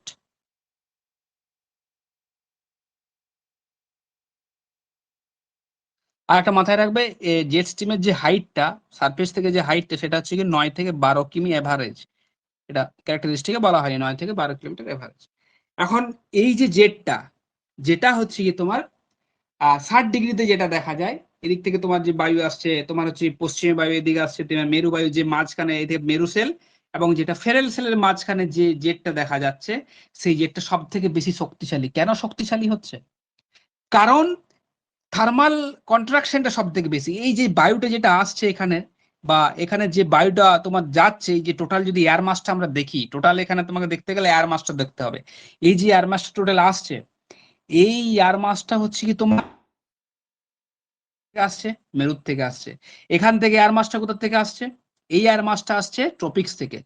মানে এর টেম্পারেচার যদি আমি ধরলাম যে -4 ডিগ্রি সেন্টিগ্রেড, যেটা মেরু থেকে আসছে, এবং এর টেম্পারেচার যদি 10 ডিগ্রি দেখি, +10 ডিগ্রি, তবু তো টেম্পারেচার ডিফারেন্স অনেক বেশি হচ্ছে। তাই জন্য এখানের জেটটা অতিরিক্ত শক্তিশালী। এবং কেন শক্তিশালী হচ্ছে? থার্মাল কন্ট্রাকশনের কারণে এখানে হাই প্রেসার এবং লো প্রেসারের মধ্যে বিস্তর তোমার হচ্ছে কি তোমার একটা গ্রেডিয়েন্ট সৃষ্টি হচ্ছে। এই যে শীতকালে জেট বায়ুর গতিবেগ বাড়ে কেন? কারণ থার্মাল কন্ট্রাকশন, তাপের পার্থক্য সব থেকে বেশি হয়। তাপের পার্থক্য বেশি হলে high pressure, low pressure, that means PGF এর টান বেশি থাকে, পিজিএফ ফোর্স বেশি থাকে। এরপরে পিজিএফ ফোর্স যদি বেশি থাকে, তখনই তো বায়ুটা খুব জোরে দ্রুত গতিতে প্রবাহিত হবে, দ্রুত গতিতে প্রবাহিত হবে। সুতরাং মেরু সীমান্তে কি হয়, জেট বায়ুটা অত্যধিক শক্তিশালী এবং এটা পার্মানেন্ট, এটা ফিক্সড, এটা কিন্তু মুভমেন্ট করে। উপক্রান্তীয় যে জেটটা আমরা দেখেছি, এটা মুভ করে। কখনো হিমালয়ের উত্তরে চলে যায়, আমরা সেগুলো আসবো পরে, কি কেন উত্তরে যাচ্ছে, কেন দক্ষিণে চলে আসছে, ঠিক আছে। এটা ফিক্সড কিন্তু হয় উত্তরায়ণ দক্ষিণায়নের সময় যদি সেলগুলো উপরে ওঠানামা করে করে আর কি, তখন এটা মুভ করে, মুভ করে চলে আসে। বা হচ্ছে কি যখন এর ইন্ডেক্স সাইকেল, জীবন চক্রে যখন রোসবি ওয়েভের পর্যায়ে চলে আসে, তখন সেটা প্রায় 20 ডিগ্রি পর্যন্ত চলে আসতে পারে, অক্ষাংশ পর্যন্ত।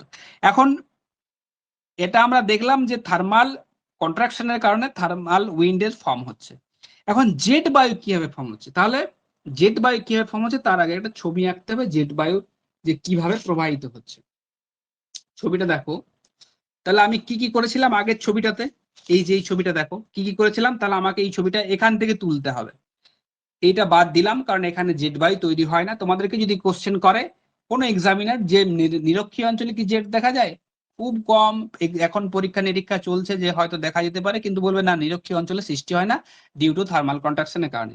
এখন আমরা এই ছবিটা তুলবো 30 থেকে 35 এবং হচ্ছে কি 60 থেকে 65। তার মানে দুটো আমাদেরকে প্রেসার বেল্ট, আমি উত্তর গোলার্ধটা দিয়ে দেখাচ্ছি, নর্দার্ন হেমিস্ফিয়ারটা দেখাচ্ছি, ঠিক আছে।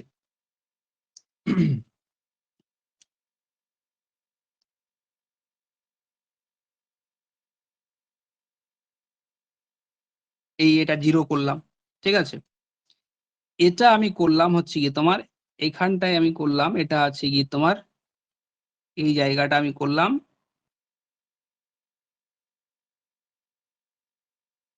এটা আমি করলাম হচ্ছে কি ধরো এটা 30, এটা এই জায়গাটা হচ্ছে 30। আর এই 30 35 করেছিলাম না, দুটো এয়ার করলাম। আমি আপারে দেখাচ্ছি, সব সময় মাথায় রাখবে যে ছবি,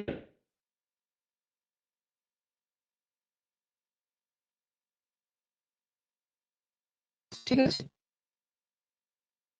দুটো এয়ার করলাম যে জেট বায়ু কিভাবে ঘোরাফেরা করে। এখানে আছে কি এখানে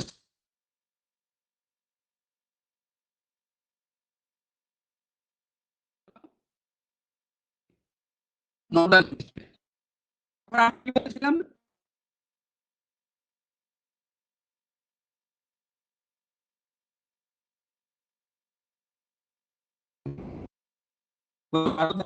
না